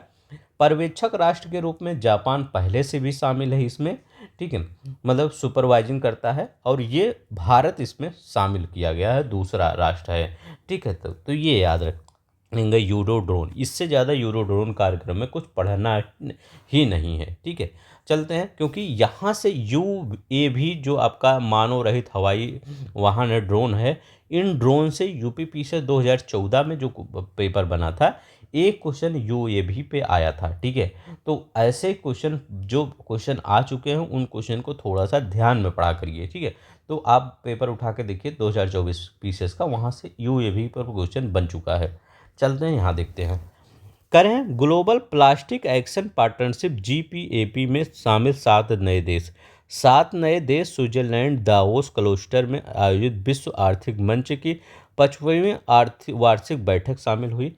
नए 7 सदस्य देशों में Angola, Bangladesh, Gabon, Guatemala, Kenya, Senegal, Tanzania शामिल है ग्लोबल प्लास्टिक एक्शन पार्टनरशिप में। भौगोलिक संकेतक GI टैग का लक्ष्य, भारत का लक्ष्य है 2030 तक 10,000 GI टैग प्रदान करने का लक्ष्य गया है। किसका लक्ष्य है? भारत का लक्ष्य है कि हम 2030 तक 10,000 GI टैग प्रदान कर दें। कवचम क्या है? केरल के मुख्यमंत्री पिनराई विजयन द्वारा भारत की पहली ऐसी व्यापक आपदा चेतावनी प्रणाली का उद्घाटन किया गया है। जलवायु परिवर्तन से उत्पन्न चरम मौसम की घटनाओं के दौरान आपदा की तैयारी और प्रतिक्रियाओं में सुधार करना है। अंतर्राष्ट्रीय सहकारिता वर्ष 2025, उत्तर प्रदेश के मुख्यमंत्री योगी आदित्यनाथ द्वारा इसका शुभारंभ हुआ। अंतर्राष्ट्रीय सहकारिता वर्ष 2025 का, तो अंतर्राष्ट्रीय सहकारिता वर्ष 2025 का जो शुभारंभ हुआ वो किसके द्वारा? योगी आदित्यनाथ के द्वारा। इस अवसर पर मुख्यमंत्री ने निजी उद्यमी गारंटी योजना के अंतर्गत निर्मित कौशाम्बी जिले के मंझनपुर में 15,000 मीट्रिक टन और सुल्तानपुर के हरिहरपुर में 5,000 मीट्रिक क्षमता वाले गोदामों का लोकार्पण किया। संजय क्या है? रक्षा मंत्री राजनाथ सिंह ने नई दिल्ली में इस युद्ध क्षेत्र की निगरानी प्रणाली को हरी झंडी दिखाई। यह एक स्वचालित प्रणाली है जो जमीनी और हवाई युद्ध क्षेत्र सेंसरों पर प्राप्त जानकारी के लिए एकीकृत किया गया है। संजय, तो पूछेगा संजय क्या है, तो ये क्या है, ये एक युद्ध क्षेत्र निगरानी प्रणाली है। ठीक है, अब देखिए इस प्रणाली को भारतीय सेना और भारत इलेक्ट्रॉनिक लिमिटेड बीईएल द्वारा संयुक्त रूप से स्वदेशी रूप से विकसित किया गया है। भारत में उड़ने वाली पहली टैक्सी एयर टैक्सी बेंगलुरु स्थित स्टार्टअप सरला एविएशन द्वारा भारत मोबिलिटी ग्लोबल एक्सपो 2025 में इसके प्रोटोटाइप शून्य का प्रदर्शन किया गया। यह एक eVTOL electronics vertical take off landing वाहन है। विश्व की सबसे लंबी एक्सप्रेसवे सुरंग। जनवरी 2025 में प्रकाशित रिपोर्टों के अनुसार चीन ने इस सुरंग का निर्माण का पूरा कर लिया है। याद रख लेंगे, इस एक्सप्रेसवे सुरंग का नाम तियनशान सेंगली सुरंग 22.13 किलोमीटर लंबी है। एंटिटी लॉकर, भारत सरकार द्वारा व्यवसायों और संगठनों के दस्तावेज और प्रबंधन और सत्यापन को सरल बनाने के लिए एक नया डिजिटल प्लेटफॉर्म पेश किया है। यह प्लेटफॉर्म इलेक्ट्रॉनिक्स और सूचना प्रौद्योगिकी मंत्रालय के अंतर्गत राष्ट्रीय ई गवर्नेंस डिवीजन द्वारा विकसित किया गया है। इसे डिजिटल दस्तावेजों और प्रमाण पत्रों को संग्रहित करने और साझा करने और सत्यापित करने के लिए एक सुरक्षित क्लाउड आधारित प्लेटफॉर्म प्रदान करने के लिए संगठनों को सशक्त बनाने के लिए डिजाइन किया गया है। देखिए अब नारी तरंगड़ी क्या होता है। भारत में स्वदेशी रूप से विकसित यह पल्स डायग्नोस्टिक्स उपकरण केंद्रीय औषधि मानक संगठन CDSCO से अनुमोदन प्राप्त करने वाला पहला आयुर्वेदिक निदान उपकरण बना है। कौन सा? नारी तरंगड़ी। इस चिकित्सा उपकरण को पद्म भूषण पुरस्कार विजेता प्रोफेसर JB जोशी और उनके पुत्र डॉक्टर अनिरुद्ध जोशी ने विकसित किया है। यह विश्व के पहले पोर्टेबल नाड़ी निगरानी डिवाइस है जो आंतरिक स्वास्थ्य और मेटाबॉलिज्म को सटीक रूप से मापती है। ये याद रखेंगे। किसने विकसित किया? ये प्रोफेसर JB जोशी ने, उनके पुत्र डॉक्टर अनिरुद्ध जोशी ने।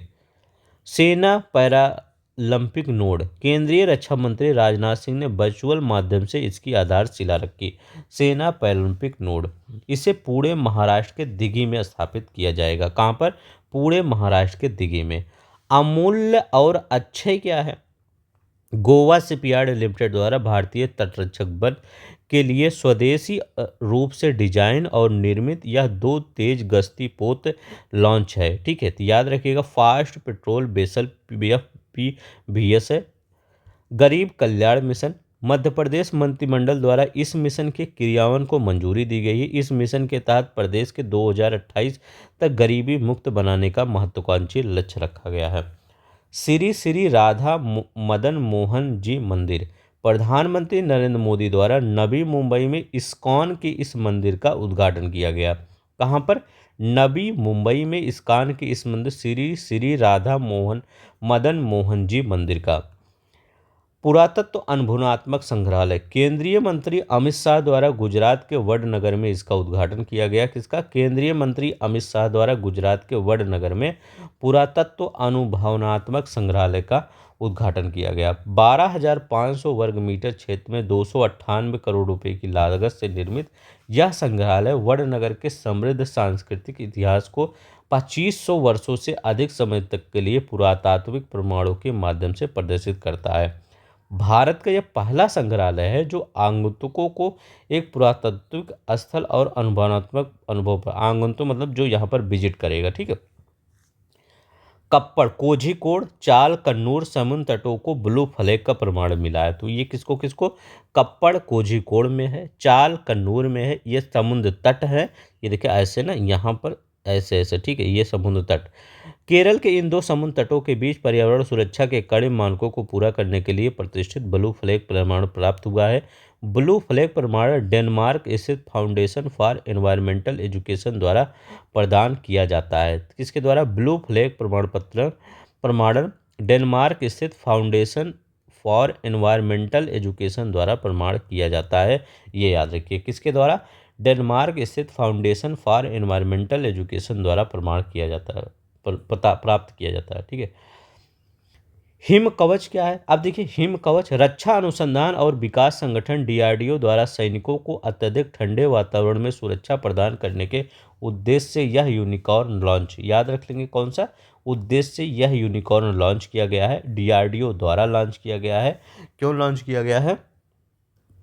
साइबर सुरक्षा ग्रैंड चैलेंज 2.0, इलेक्ट्रॉनिक्स और सूचना प्रौद्योगिकी मंत्रालय द्वारा data security council of India के साथ साझेदारी में इसकी शुरुआत हो गई। ठीक है। 3 भारतीय परमाणु संस्थान अमेरिकी प्रतिबंध सूची से बाहर, तो ये इंपॉर्टेंट आपका है। ठीक है, 3 जो परमाणु भारतीय संस्थान है वो अमेरिकी सूची प्रतिबंध से बाहर हो गए हैं। संयुक्त राज्य अमेरिका द्वारा अपनी प्रतिबंध सूची से हटाने का निर्णय ले लिया गया है। यह निर्णय 2008 में हस्ताक्षरित ऐतिहासिक भारत अमेरिका असैन्य परमाणु समझौते के कार्यान्वयन को सुगम बनाने के उद्देश्य से लिया गया है। 3 भारतीय परमाणु संस्थानों में जो तीनों हैं उसमें भाभा परमाणु अनुसंधान केंद्र, बार्ग, इंदिरा गांधी परमाणु अनुसंधान केंद्र IGCAR और इंडियन रेयर अर्थ शामिल है। तो ठीक, तीनों ही याद रख लेंगे। कह रहे हैं आधिकारिक सांख्यिकी के लिए बिग डाटा और डाटा साइंस पर संयुक्त राष्ट्र के विशेषज्ञों की समिति, तो इसमें भारत शामिल हुआ, बस इससे ज़्यादा न याद करिए। हिमाचल प्रदेश लोक सेवा प्रशासन संस्थान का नाम परिवर्तित कर दिया गया, तो हिमाचल प्रदेश लोक सेवा प्रशासन संस्थान का नाम परिवर्तित करते क्या कर दिया गया है? इस संस्थान का नाम डॉक्टर मनमोहन सिंह हिमाचल प्रदेश लोक संस्थान कर दिया गया है। ये पूर्व प्रधानमंत्री थे, उन्हीं के नाम पर। LSAM 22 यार्ड 132 इस 8वें गोला बारूद टॉर्पीडो सह मिसाइल से सुसज्जित नौका का मुंबई स्थित नौसेना डॉकयार्ड में आयोजित समारोह में जलावतरण हुआ। इस नौका ठाणे स्थित MSME शिपयार्ड सूर्य देवता प्रोजेक्ट प्राइवेट लिमिटेड द्वारा निर्मित की गई है। अब यहाँ पर देखते हैं, कह रहे हैं भारत पोल पोर्टल। तो भारत पोल पोर्टल क्या है? ये है केंद्रीय मंत्री अमित शाह द्वारा नई दिल्ली में इसका शुभारंभ किया गया, बहुत इंपॉर्टेंट है। यह पोर्टल केंद्रीय अन्वेषण ब्यूरो CBI द्वारा विकसित किया गया है। भारत पोल पोर्टल किसके द्वारा विकसित किया गया है? CBI यही पूछेगा कि यह पोर्टल किसके द्वारा, तो NIA CBI कुछ भी दिया रहेगा तो आपको CBI लगाना है। इस पोर्टल के माध्यम से भारत के सभी जांच एजेंसियों और पुलिस बल अब आसानी से 195 देशों के इंटरपोल नेटवर्क से जुड़ सकेंगे। साइबर हमलों के मामलों में वर्ष 2024 में दूसरा सबसे लक्षित देश।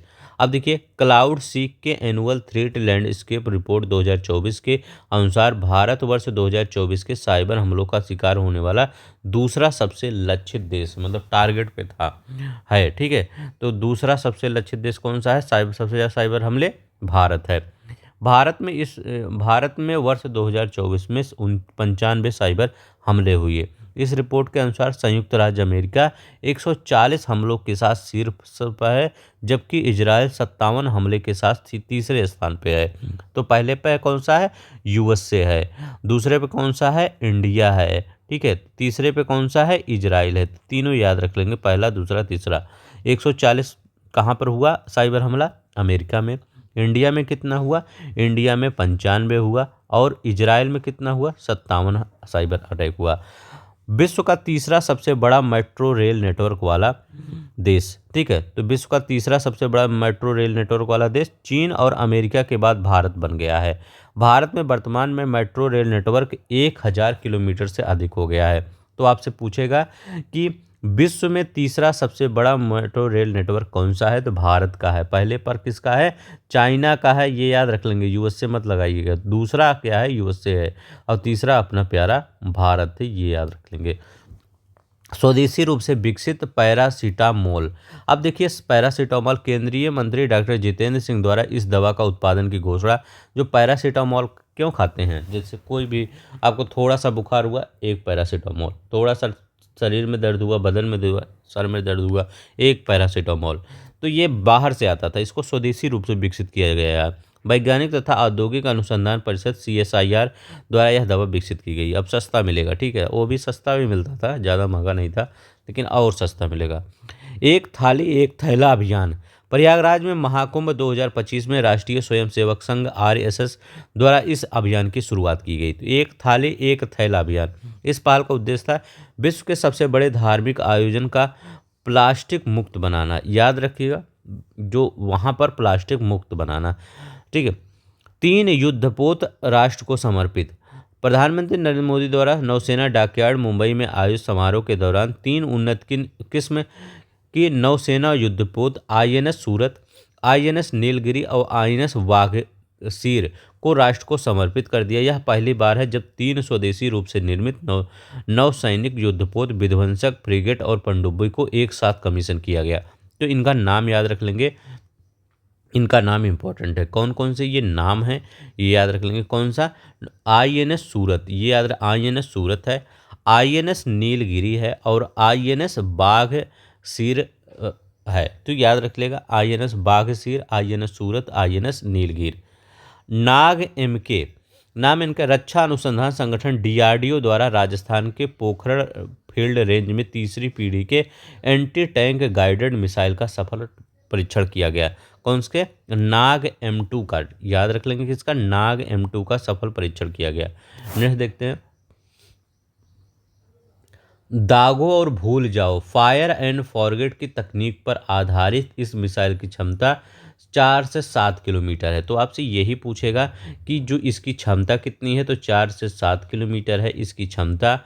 और ये किस पर बेस है? फायर एंड फॉरगेट, मतलब जैसे आप नहीं पड़ाके उड़ाके दगाते हैं, तो क्या एक बार दगाते हैं दूसरी बार दगाते हैं? नहीं, एक बार दगा देते हैं, बार वो हो जाता है। रॉकेट कोई जब, या किसी दिवाली में शादी पार्टियों में कोई रॉकेट जब लॉन्च होता है ऊपर जाता है तो एक बार हो गया ख़त्म, बस वैसे ही ये भी है।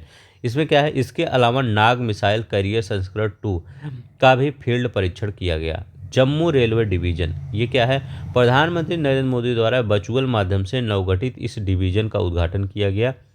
पुनर्निर्मित ई नीलामी पोर्टल बैंक नेट, वित्त मंत्रालय के वित्तीय सेवाएं विभाग के सचिव एम नागराजू द्वारा नई दिल्ली में इसका शुभारंभ किया गया। उद्देश्य बैंकों और वित्तीय संस्थानों द्वारा संपत्तियों की नीलामी को अधिक पारदर्शी, कुशल और डिजिटल रूप से आयोजित करना। सेव डालिंका, बोस्निया और हर्जेगोविना का यह पारंपरिक गायन का स्वरूप यूनेस्को की अमूर्त सांस्कृतिक विरासत की सूची में शामिल किया गया है। इन पायलट वाईफाई सर्विस प्रदाता पहली एयरलाइन। भारत के प्रमुख ग्लोबल एयरलाइंस एयर इंडिया द्वारा अपने घरेलू और अंतर्राष्ट्रीय उड़ानों पर एयरबस A350, बोइंग 787-9, चुनिंदा एयरबस 32 एक नियो विमान पर वाईफाई इंटरनेट कनेक्टिविटी सेवा शुरू करने की घोषणा। अब देखिए ये इंपॉर्टेंट, विश्व की पहली तेज हाई स्पीड ट्रेन CR450, चीन द्वारा इसका प्रोटोटाइप पेश किया गया। इसकी परीक्षण गति कितनी थी? 450 किलोमीटर था। China railway state group company द्वारा विकसित या अगली पीढ़ी के बुलेट ट्रेन विश्व का सबसे तेज बुलेट ट्रेन होगा। 450 किलोमीटर प्रति घंटा। अब देखिए, MSP न्यूनतम समर्थन मूल्य 24 फसलों पर खरीदने वाला देश का पहला राज्य हरियाणा बन गया है। तो 24 फसलें खरीदने वाला देश का पहला राज्य कौन सा? इंपॉर्टेंट क्वेश्चन है, ये याद रख लेंगे। कौन सा? हरियाणा है। इसमें प्रदेश सरकार द्वारा 5 अगस्त को हुई मंत्रिमंडलीय बैठक में लिए गए निर्णय में के अनुसार पहले से खरीदी जा रही फसलों में धान हुआ, बाजरा हुआ, खरीफ उड़द हुआ, अरहर हुआ, तिल, कपास, मूंगफली, गेहूं, सरसों, चना, मसूर, सूरजमुखी, गन्ना के साथ साथ रागी, सोयाबीन, नारियल सीड, कुसुम हुआ, मक्का, ज्वार, जूट, कपूर। ये मतलब इंपॉर्टेंट नहीं है, याद रख लेंगे। 24 फसलें हैं और हरियाणा है ये राज्य। अमेरिकी बाल्ड ईगल, आधिकारिक रूप से अमेरिका का राष्ट्रीय पक्षी घोषित कर दिया गया। सोचिए, अभी तक यहाँ का राष्ट्रीय पक्षी भी नहीं था, ये राष्ट्रीय पक्षी घोषित किया गया। कौन सा? अमेरिकी बाल्ड ईगल को राष्ट्रीय पक्षी घोषित किया गया अमेरिका का। अब चलते हैं खेल प्रसंस्करण देखते हैं, जिसका इसमें भी आपका काफ़ी क्वेश्चन यहाँ से भी बनते हैं। जैसे ICC चैंपियन ट्रॉफी 2025 कब से कब हुई थी? 19 फरवरी से 9 मार्च 2025 को हुई थी।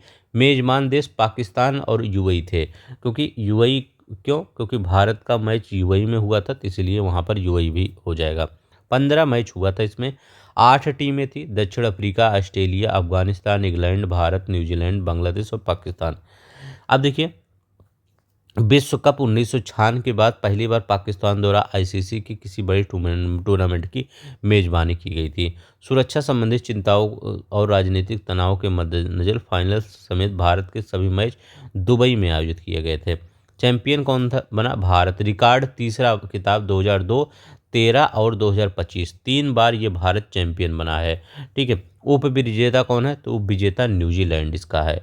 पुरस्कार और आंकड़े, टूर्नामेंट में सर्वश्रेष्ठ खिलाड़ी कौन है? सचिन रविंद्र न्यूजीलैंड के हैं। फाइनल मैच का सर्वश्रेष्ठ खिलाड़ी रोहित शर्मा भारत के हैं। सर्वाधिक रन रविंद्र रचिंद्र न्यूजीलैंड 263 रन। सर्वाधिक विकेट मैट हेनरी न्यूजीलैंड के 10 विकेट। सर्वाधिक छक्के अजामुतुल्लाह उमरई अफगानिस्तान है, सर्वाधिक छक्के इन्होंने लगाए। और ग्लेन फिलिप्स न्यूजीलैंड के हैं, दोनों ने 8-8 छक्के लगाए थे। ठीक है। अब यहाँ पर देखते हैं,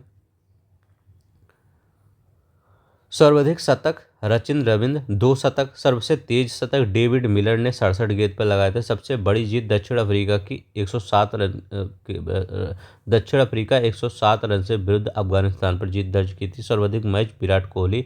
सर्वाधिक कैच किसने लिया था? विराट कोहली और केन विलियमसन, प्रत्येक ने 7-7 कैच। नए कीर्तिमान क्या बने थे?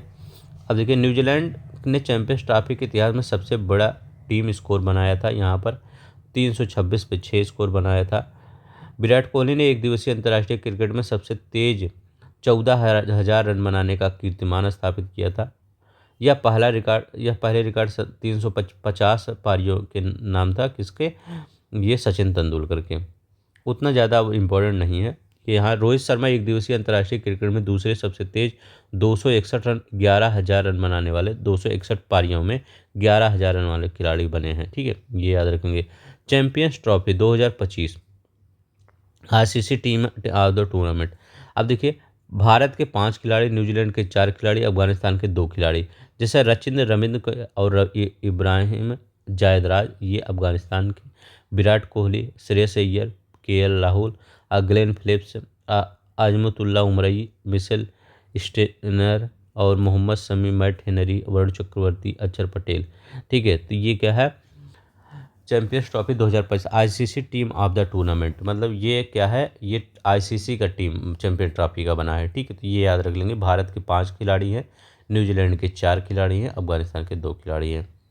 महिला एसेज 12 जनवरी से 1 फरवरी को इंग्लैंड और ऑस्ट्रेलिया के बीच अंतर्राष्ट्रीय महिला क्रिकेट श्रृंखला है। विजेता ऑस्ट्रेलिया है। सर्वश्रेष्ठ खिलाड़ी अलंगा किंग है। ठीक है। अब देखिए, महिला एक दिवसीय अंतर्राष्ट्रीय श्रृंखला, ये उतना इम्पोर्टेंट नहीं है, आप देख सकते हैं, लेकिन उतना इम्पोर्टेंट नहीं है। इंग्लैंड क्रिकेट टीम का भारत दौरा हुआ था। इसमें player of the series Bharat देश। T20 सीरीज की द्विपक्षीय श्रृंखला 5 मैच की हुई थी और एक दिवसीय 3 मैच की हुई थी। इसमें कौन से थे? सर्वाधिक रन अभिषेक शर्मा के नाम था, अभिषेक शर्मा भारत के। और T20 में player of the series Varun Chakravarthy थे। विजेता भारत था यहाँ पर। और यहाँ पर क्या थे? हाँ, यहाँ पर प्लेयर द शुभम गिल थे एक दिवसीय में, शुभम गिल और ये आदिल रशीद। तो इतना इम्पोर्टेंट नहीं है। चैंपियंस ट्रॉफी इम्पोर्टेंट था, वहाँ से क्वेश्चन बनेगा। ठीक है। अब ये नहीं सभी क्रिकेट से ही दे देंगे, और सी भी खेल है वहाँ से भी दे देंगे। ठीक है। एक पुरुष एक दिवसीय मैच में सबसे अंतर्राष्ट्रीय में सर्वाधिक छक्के 351 छक्के किसके हैं? शाहिद अफरीदी के। रोहित शर्मा 344 छक्के हैं, क्रिस गेल 331 छक्के हैं। आयरलैंड महिला क्रिकेट टीम का भारत दौरा 10 से 15 जनवरी 2025 को। द्विपक्षीय महिला एक दिवसीय अंतर्राष्ट्रीय श्रृंखला 3 मैच में हुआ था। विजेता भारत महिला। ठीक है, ये आयरलैंड का हुआ था, वो भी विजय हजारे ट्रॉफी। ये इंपॉर्टेंट है, भारत की डोमेस्टिक में जो होता है वो इम्पोर्टेंट होता है। यहाँ पर विजय हजारे ट्रॉफी में विजेता याद रखिएगा, कर्नाटक ने 5वां खिताब जीता है। ठीक है, सब कुछ नहीं याद करना है कि सब कुछ आपको रटना है। कर्नाटक और उप विजेता विदर्भ। और यहाँ पर ये विजय हजारे जो ट्रॉफी है, ये किन किन के बीच होता है? ये होता है, मतलब कौन सा प्रारूप होता है? तो एक दिवसीय प्रारूप होता है। तो यहाँ पर ये याद रख लेंगे सिर्फ कि एक दिवसीय प्रारूप है, कर्नाटक विजेता है और विदर्भ यहाँ पर उप विजेता है। यही 3 वर्ड याद कर लेंगे। क्या है? एक दिवसीय है, कर्नाटक विजेता है, विदर्भ उप विजेता है। यही तीनों विजय हजारे ट्रॉफी में याद रखें। कर्नाटक इस समय विजेता है। अब यहाँ पर देखते हैं व्यक्तिगत ये पुरस्कार ये सब नहीं पूछेगा आपका। ये भारतीय क्रिकेट टीम का ऑस्ट्रेलियाई दौरा, ये विजेता ऑस्ट्रेलिया है, 3-1 से इन्होंने जीत लिया है। द्विपक्षीय श्रृंखला का सर्वश्रेष्ठ खिलाड़ी जसप्रीत बुमराह, ये सब भी उतना ही इम्पोर्टेंट नहीं है जितना है। ठीक है, अभी देखिए यहाँ पर कूच बिहार ट्रॉफी 2024, ये देखिए ये 6 नवंबर से 10 के बीच विजेता कौन है? तमिलनाडु है और उप विजेता गुजरात है। कूच बिहार ट्रॉफी में विजेता तमिलनाडु है, उप विजेता गुजरात है। बस इतना याद रखिएगा। आईसीसी अंडर-19 महिला टी20 विश्व कप, ये इंपॉर्टेंट है, ये याद रख लेंगे। आईसीसी अंडर-19 टी20 महिला विश्व कप में मेजबान कौन है? मलेशिया। 16 टीमें भाग लिए थे। संस्करण दूसरा था, 18 से 2 फरवरी के बीच आयोजित हुआ था। अगला संस्करण 2027 में बांग्लादेश और नेपाल में आयोजित होगा। चैंपियन कौन बना? भारत अंडर-19 महिला का चैंपियन बना दूसरी बार, तो ये इंपॉर्टेंट याद रख लेंगे। उप विजेता दक्षिण अफ्रीका अंडर-19 के, ठीक है, तो ये याद रख लेगा। भारत विजेता, उप विजेता दक्षिण अफ्रीका। ठीक है, अब यहाँ पर टूर्नामेंट का सर्वश्रेष्ठ खिलाड़ी गुणांडी तिरसा भारत की है। फाइनल मैच की गुणांडी तिरसा भी है। सर्वाधिक रन इन्हीं के नाम है और सर्वाधिक वैष्णवी शर्मा। बस देखिए, गुरांडी तिरसा स्कॉटलैंड के विरुद्ध सुपर 6 मुकाबले में 53 गेंदों पर शतक लगाया था। अंडर-19 टी20 विश्व कप के इतिहास में यह पहला शतक है। अब देखिए यहाँ पर टेनिस, ठीक है। ABN Amro open ATP Rotterdam कौन है विजेता? पुरुष कार्लोस अल्कराज है। ABN Amro open ATP Rotterdam में। पुरुष युगल में सिमोन बोइली और Andrea Vavassori. WTA Mumbai open, यहाँ पर विजेता जिल टीचमैन है और ये महिला में अमीना सम्बसा, महिला एकल में, महिला पुरुष में, और एलेना फ्रेंडिका। ठीक है, एडिलेड इंटरनेशनल ऑस्ट्रेलिया विजेता स्पर्धा, ये देखिए पुरुष एकल में फेलिक्स एलिसन कनाडा के, महिला एकल में मेडिसन क्रीज। ठीक है, तो देख लीजिएगा, उतना इम्पोर्टेंट हमको नहीं लग रहा है। अब देखिए यहाँ पर यूनाइटेड कप विजेता यूनाइटेड कप का विजेता यूएसए याद कर लीजिएगा बस। ठीक है, ब्रिस्बेन अंतर्राष्ट्रीय, ठीक है, तो ये ब्रिस्बेन अंतर्राष्ट्रीय, ब्रिस्बेन ऑस्ट्रेलिया में पुरुष एकल जीरी लोहिका चेक गणराज, महिला एकल। एटीपी दिल्ली, ठीक है, विजेता किरियन जैकवेट। ठीक है, तो इतना ही भी इम्पोर्टेंट नहीं, सब कुछ देखिए नहीं यहाँ पर पढ़ना है। एटीपी चेन्नई, ठीक है, किरियन जैकवेट ये भी नहीं, आपको वो ये सब नहीं आएगा। मुक्केबाजी देखिए यहाँ पर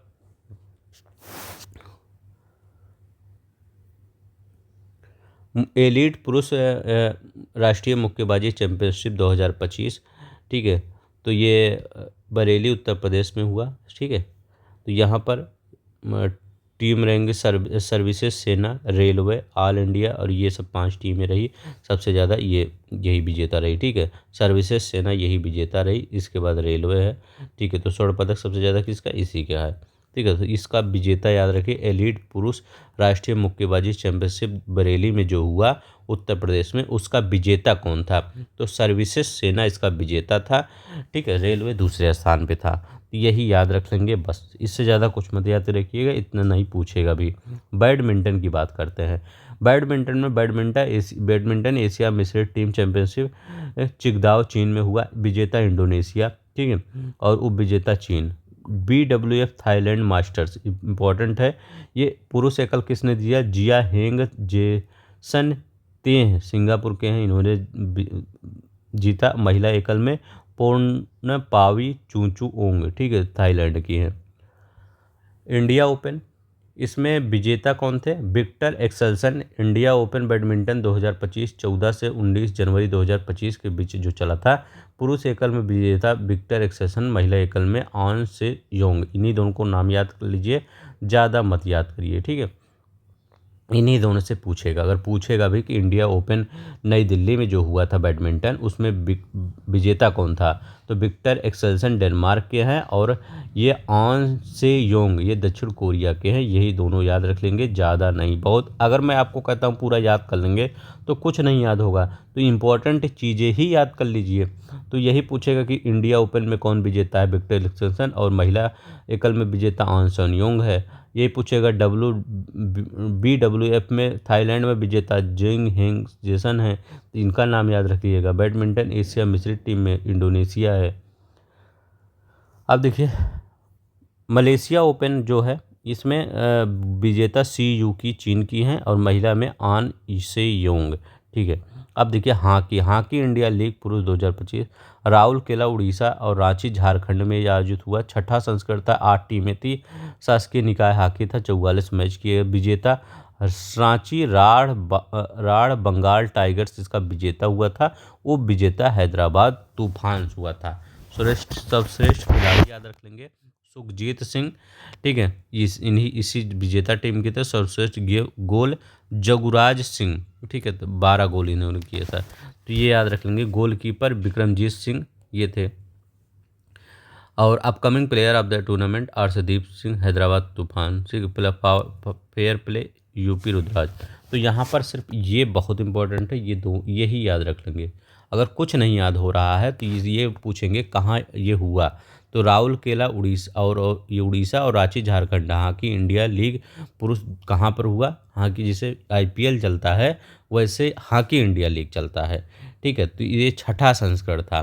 तो ये कहाँ हुआ था, ये हुआ था, जैसे अब IPL सब जानते हैं, अब हॉकी इंडिया लीग कोई नहीं जानता। ठीक है, मतलब जानते हैं, ये नहीं करें कोई नहीं जानता, लेकिन रेयर बहुत केस में। और IPL देखते हैं सब लोग जानते रहते हैं। अब इसमें उप विजेता हैदराबाद तूफान्स था और विजेता ये, तो दोनों ही नाम याद रख लेंगे। विजेता कौन था, उप विजेता कौन था, कहाँ हुआ, बस। इससे ज़्यादा कुछ मत याद करिएगा, ना पूछेगा आपसे।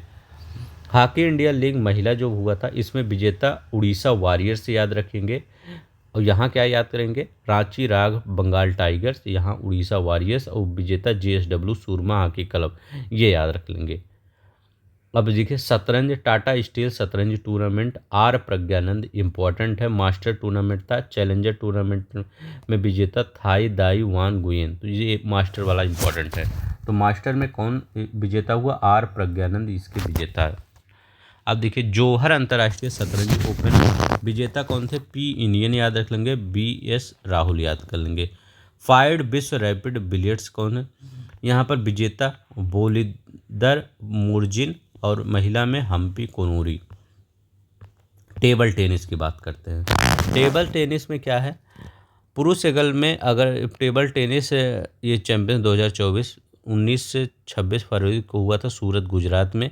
पुरुष एकल में मानुष शाह और महिला एकल में दिव्या पराग चितले। अब यहाँ पर देखते हैं तीरंदाजी में देखते हैं।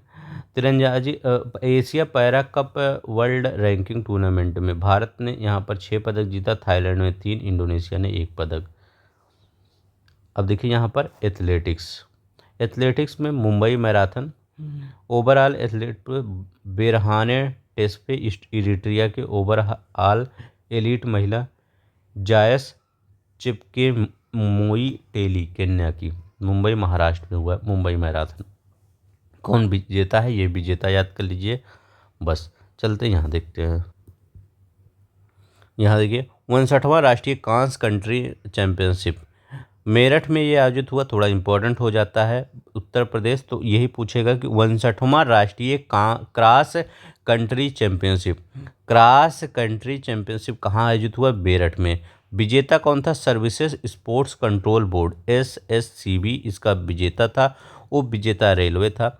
महिला में विजेता रेलवे और उप विजेता उत्तर प्रदेश। तो ये इस पे याद रख लेंगे। इसका ये याद रख लेंगे स्थान कौन सा था, स्थान इम्पोर्टेंट है। चर्चित खेल व्यक्ति जैसा, अब देखिए चर्चित खेल व्यक्ति, अब यहाँ पर ये खेल से तो नहीं है लेकिन ये मतलब अध्यक्ष हैं तो इसलिए इम्पोर्टेंट है। अंतर्राष्ट्रीय क्रिकेट परिषद ICC के अध्यक्ष हैं जैसा, उन्हें नवगठित world cricket connect advisory board में शामिल किया गया है। यह स्वतंत्र समूह 7 से 8 जून 2025 को लंदन में स्थित लॉर्ड्स में खेले गए चुनौतियों के अवसरों पर चर्चा करेगा। इस नवगठित बोर्ड ने एमसीसी वर्ल्ड क्रिकेट समिति में जगह ली है। नवगठित बोर्ड ने एमसीसी वर्ल्ड क्रिकेट समिति की जगह ली है। देखिए बहादुर सिंह सागू कौन है? पूर्व भारतीय 60 फुट एथलीट हैं। इन्हें नवनिर्बोध रूप से भारतीय एथलेटिक्स महासंघ एएफआई का अध्यक्ष चुना गया। तो एथलीट महासंघ का अध्यक्ष किसे चुना गया? बहादुर सिंह सागू को चुना गया। ICC player of the month दिसंबर 2024, पुरुष खिलाड़ी कौन है? जसप्रीत बुमराह है ICC player of the month. पुरुष खिलाड़ी कौन से है? ये दिसंबर की बात कर, दिसंबर 2024 की, तो ये जसप्रीत बुमराह हैं। और महिला खिलाड़ी कौन है? एनाबेल सदरलैंड ऑस्ट्रेलिया की हैं। ICC player of the month जनवरी 2025 की कौन है? ये जेमेल वारिकान वेस्टइंडीज के पुरुष खिलाड़ी हैं। महिला बेथ मूनी ऑस्ट्रेलिया की। ईवर्स आदि प्रतामा इंडोनेशिया के पूर्व बैडमिंटन खिलाड़ी, जाने माने कोच, भारतीय राष्ट्रीय महिला कोच के रूप में कार्यभार संभाला। तो भारतीय राष्ट्रीय महिला एकल कोच के रूप में कार्यभार ईवर्स आदि प्रतामा को दिया गया है। ठीक है, ये इंडोनेशिया के पूर्व बैडमिंटन खिलाड़ी और जाने माने कोच हैं। इनके बारे में अब यहाँ पर देखिए, अनूप कुमार कौन है? पूर्व भारतीय कबड्डी खिलाड़ी हैं। Professor kabaddi, pro kabaddi league, जो प्रो कबड्डी लीग है, टीएम पटना पायरेट्स का मुख्य कोच नियुक्त किया। उतना इम्पोर्टेंट नहीं है। ठीक है, बीसीआईसी द्वारा भारतीय सीनियर पुरुष टीम का बल्लेबाजी कोच नियुक्त किया गया सुतांशु कोटक को। तो याद रखिएगा, सुतांशु कोटक कौन है? जो पूर्व खिलाड़ी हैं, इनको भारत टीम का बल्लेबाजी कोच। देवजीत सैकिया पूर्व प्रथम श्रेणी के क्रिकेट खिलाड़ी हैं। भारतीय क्रिकेट कंट्रोल बोर्ड बीसीसीआई के नए सचिव चुने गए हैं, जबकि प्रभतेज सिंह भाटिया को बीसीसीआई का नया कोषाध्यक्ष चुना गया। अर्शदीप सिंह T20 अंतर्राष्ट्रीय में सर्वाधिक विकेट लेने वाले भारतीय गेंदबाज बने हैं। याद रखें, T20 अंतर्राष्ट्रीय क्रिकेट में सर्वाधिक विकेट लेने वाले भारतीय गेंदबाज बने। उन्होंने युजवेंद्र चहल के 96 विकेट को पीछे कर यह उपलब्धि हासिल की। अंजू बाबी जॉर्ज कौन है? पूर्व भारतीय महिला लंबी कूद एथलीट हैं। भारतीय एथलेटिक्स महासंघ के एथलीट आयोग की अध्यक्ष चुनी गई हैं। 9 सदस्यीय एथलीट आयोग में 6 महिला सदस्य हैं। नीरज चोपड़ा, अविनाश सावले और बहादुर सिंह सागू पुरुष सदस्य हैं। पृथ्वी शेखर भारतीय पुरुष बाधिर टेनिस खिलाड़ी, लगातार दूसरी बार यह ऑस्ट्रेलिया ओपन बाधिर टेनिस चैंपियनशिप का खिताब जीता। लियोन मेसी क्या है? अर्जेंटीना के फुटबॉल खिलाड़ी हैं। यूएसए के सर्वोच्च नागरिक सम्मान प्रेसिडेंशियल मेडल ऑफ फ्रीडम से सम्मानित किया गया। इंपॉर्टेंट याद रख लेंगे, यह पुरस्कार पाने वाले पहले पुरुष खिलाड़ी हैं, पहले पुरुष फुटबॉल खिलाड़ी हैं ये। देखिए विविध राष्ट्रीय खेल पुरस्कार 2024 17 जनवरी 2025 को राष्ट्रपति भवन नई दिल्ली में, यहाँ ये इंपॉर्टेंट है, ये याद रख लेंगे। मेजर ध्यानचंद खेल रत्न पुरस्कार 2024 बहुत इंपॉर्टेंट है। डी गुकेश शतरंज के खिलाड़ी, इनको दिया गया है मेजर ध्यानचंद खेल रत्न पुरस्कार। हरमनप्रीत सिंह पुरुष खिलाड़ी हैं, इनको दिया गया है। प्रवीण कुमार पैरा एथलेटिक्स है, इनको दिया गया है। और मनु भाकर निशानेबाजी है, इनको दिया गया। तो इन चारों लोग का नाम याद रख लेंगे, डी गुकेश, हरमनप्रीत, प्रवीण कुमार, मनु भाकर। इन खिलाड़ियों को मेजर ध्यानचंद खेल रत्न पुरस्कार दिया गया। यह पुरस्कार किसी खिलाड़ियों को विगत 4 वर्षों में किए गए सर्वश्रेष्ठ उत्कर्ष कार्य के लिए, उत्कृष्ट प्रदर्शन के लिए दिया जाता है। तो डी गुकेश, हरप्रीत, प्रवीण कुमार, मनु भाकर। अब देखिए अर्जुन पुरस्कार देख लीजिए। अब इतना पूरा तो याद नहीं कर सकते, तो रहने ही दीजिए। ठीक है ना, पूछेगा इतना, यही चारों आप जरूर याद करिए, इन्हीं चारों में से आ जाएगा। ये भी अर्जुन पुरस्कार इतना है। अर्जुन पुरस्कार आजीवन देख लीजिए, सुच्चा सिंह, मुरलीकांत, राजाराम पाटेकर।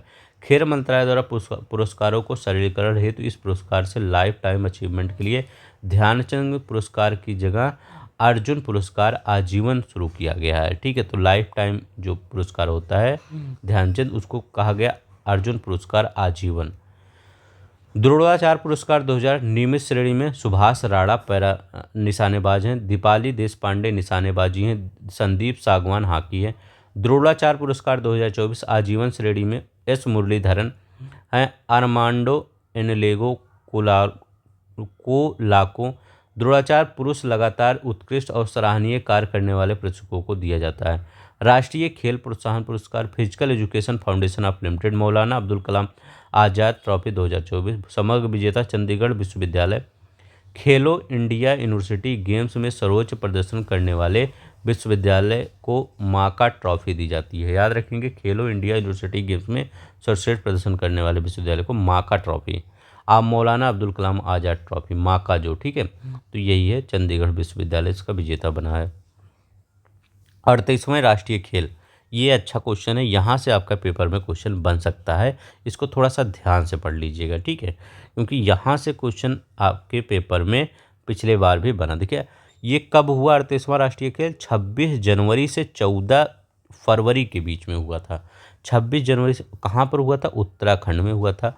शुभंकर कौन था? हिमालयी मोनाल पक्षी, ये शुभंकर इसका याद कर लीजिएगा। हिमालयी मोनाल पक्षी उत्तराखंड में आयोजन हुआ 26 जनवरी से 14 फरवरी 2025 तक। मशाल तेजस्विनी, आदर्श वाक संकल्प से शिखर तक। खेल 35 में हुए थे, टीमें 37 थी। एथलीटों की ओर से शपथ ली गई, लक्ष्य सेन बैडमिंटन। शपथ एथलीटों की तरफ से शपथ किसने ली? लक्ष्य सेन बैडमिंटन। अगला संस्करण मेघालय 2027 में होगा। तो इसमें देखिए कौन सा टीम विजेता। अब देखिए राज्य और टीम, देखिए सर्विसेज स्पोर्ट्स कंट्रोल बोर्ड, ये सर्विसेज स्पोर्ट्स कंट्रोल बोर्ड, इसने सबसे ज़्यादा 68 स्वर्ण पदक जीता और यही विजेता रही। महाराष्ट्र में 54 जीता, हरियाणा ने 48, मध्य प्रदेश ने 34, कर्नाटक ने 34, तमिलनाडु ने 27, उत्तराखंड ने 24, पश्चिम बंगाल ने 16, पंजाब ने 15, दिल्ली ने 15 और मणिपुर में 14, उड़ीसा ने 14 और उत्तर प्रदेश ने, ये बहुत दुखद की बात है कि उत्तर प्रदेश कहाँ पे आ रहा है? ये आ रहा है 13 नंबर पर, और बिहार का तो अभी नाम ही यहाँ नहीं है, ठीक है, कहीं है नाम नहीं, अभी तो यहाँ नहीं है। तो ये देखिए सबसे ज़्यादा जनसंख्या लेने के बावजूद भी क्या है? ये है पीछे है। ये अच्छी बात नहीं है उत्तर प्रदेश के खेलों के लिए। तो उत्तर प्रदेश पे कितना जीते? 13 सिर्फ स्वर्ण पदक जीते हैं, ठीक है, ये सब की बात ही नहीं कर रहे हैं, ये सिर्फ स्वर्ण पदक की बात कर रहे हैं, यही पूछेगा भी, ठीक है। तो यहाँ पर 68, 26, 27, 121, पूरा 121 है। यहाँ 121 कुल पदक कितने जीते हैं? इस SSCB ने 121, महाराष्ट्र ने 201, लेकिन स्वर्ण पदक जिसका ज़्यादा रहता है वही दूसरे नंबर पे आता है, ठीक है, ये याद रख लेंगे, चाहे ये जितना भी जीत जाए, लेकिन स्वर्ण पदक जिसका ज़्यादा रहता है वही पहले नंबर पे।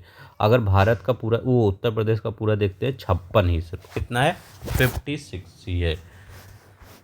अब देखिए यहाँ पर राजा भलेंद्र सिंह ट्रॉफी, राष्ट्रीय खेलों में सर्वाधिक स्वर्ण पदक जीतने वाले टीम को राजा भलेंद्र सिंह ट्रॉफी प्रदान की जाती है। तो याद रखिएगा राजा भलेंद्र सिंह ट्रॉफी किसको मिला होगा? तो यही SSCB को मिला होगा। 38वें राष्ट्रीय खेलों में राजा भलेंद्र सिंह ट्रॉफी SSCB को ने अपने नाम किया। सर्विसेज ने 5वीं बार यह ट्रॉफी अपने नाम किया है। कौन सी बार? 5वीं बार यह ट्रॉफी अपने नाम किया है, ये याद रख लेंगे, ठीक है। तो सोचिए कितनी अच्छी टीम है सर्विसेज स्पोर्ट्स कंट्रोल बोर्ड। अब यहाँ देखिए प्रमुख कीर्तिमान उत्तराखंड 2025, जो जिसमें ये प्रमुख कीर्तिमान होगा उसमें देखते हैं। देव मीणा पुरुष पोल वाल्ट 5.32 मीटर नया राष्ट्रीय रिकॉर्ड बना है। धीनिधि दे सिंधु फ्रीस्टाइल तैराकी महिला 400, ठीक है, इतने मिनट में पूरा किया, नया रिकॉर्ड बनाया। धीनिधि दे सिंधु, ये नया रिकॉर्ड ये भी बना है। महक शर्मा 106 किलोग्राम, ठीक है, और 141 किलोग्राम क्लीन एंड जैक, मतलब सभी तीनों में नया रिकॉर्ड। सचिन यादव, ये उत्तर प्रदेश के हैं, भाला फेंक, तो सचिन यादव का नाम याद रख लेंगे, उत्तर प्रदेश, ये राष्ट्रीय खेल रिकॉर्ड बनाया 8403 मीटर। अब देखिए सर्वश्रेष्ठ महिला एथलीट 14 वर्षीय कर्नाटक की महिला तैराक है। राष्ट्रीय खेलों 2025 में सर्वाधिक पदक जीतने वाले एथलीट है। उन्होंने कुल 11 पदक, 9 स्वर्ण, 1 रजत और 1 कांस्य देते। तो ये धीनिधि दे सिंधु कौन है? सर्वश्रेष्ठ महिला एथलीट है, 14 वर्षीय ये हैं। इन्होंने राष्ट्रीय खेल में सर्वाधिक पदक जीती, ठीक है, 11 स्वर्ण अकेले जीती, 9 यहाँ पर इन्होंने, वो 11 पदक इन्होंने अकेला जीता और 9 स्वर्ण जीते, 1 रजत जीते, 1 कांस्य। श्री हरि नटराजन सर्वश्रेष्ठ पुरुष एथलीट, कर्नाटक के पुरुष तैराक हैं ये, और ये महिला तैराक थी। तो जैसे आप जब ओलंपिक होता है ग्लेन फिलिप्स, ठीक है। फिलिप्स का नाम सुने होंगे आप, वो क्या करते थे, वो भी तैराक थे, वो सबसे ज़्यादा जीतते थे, किसी देश से भी ज़्यादा जीतते थे। कुल पदक 10 पदक है, 9 स्वर्ण 1 रजत अपने नाम किए हैं।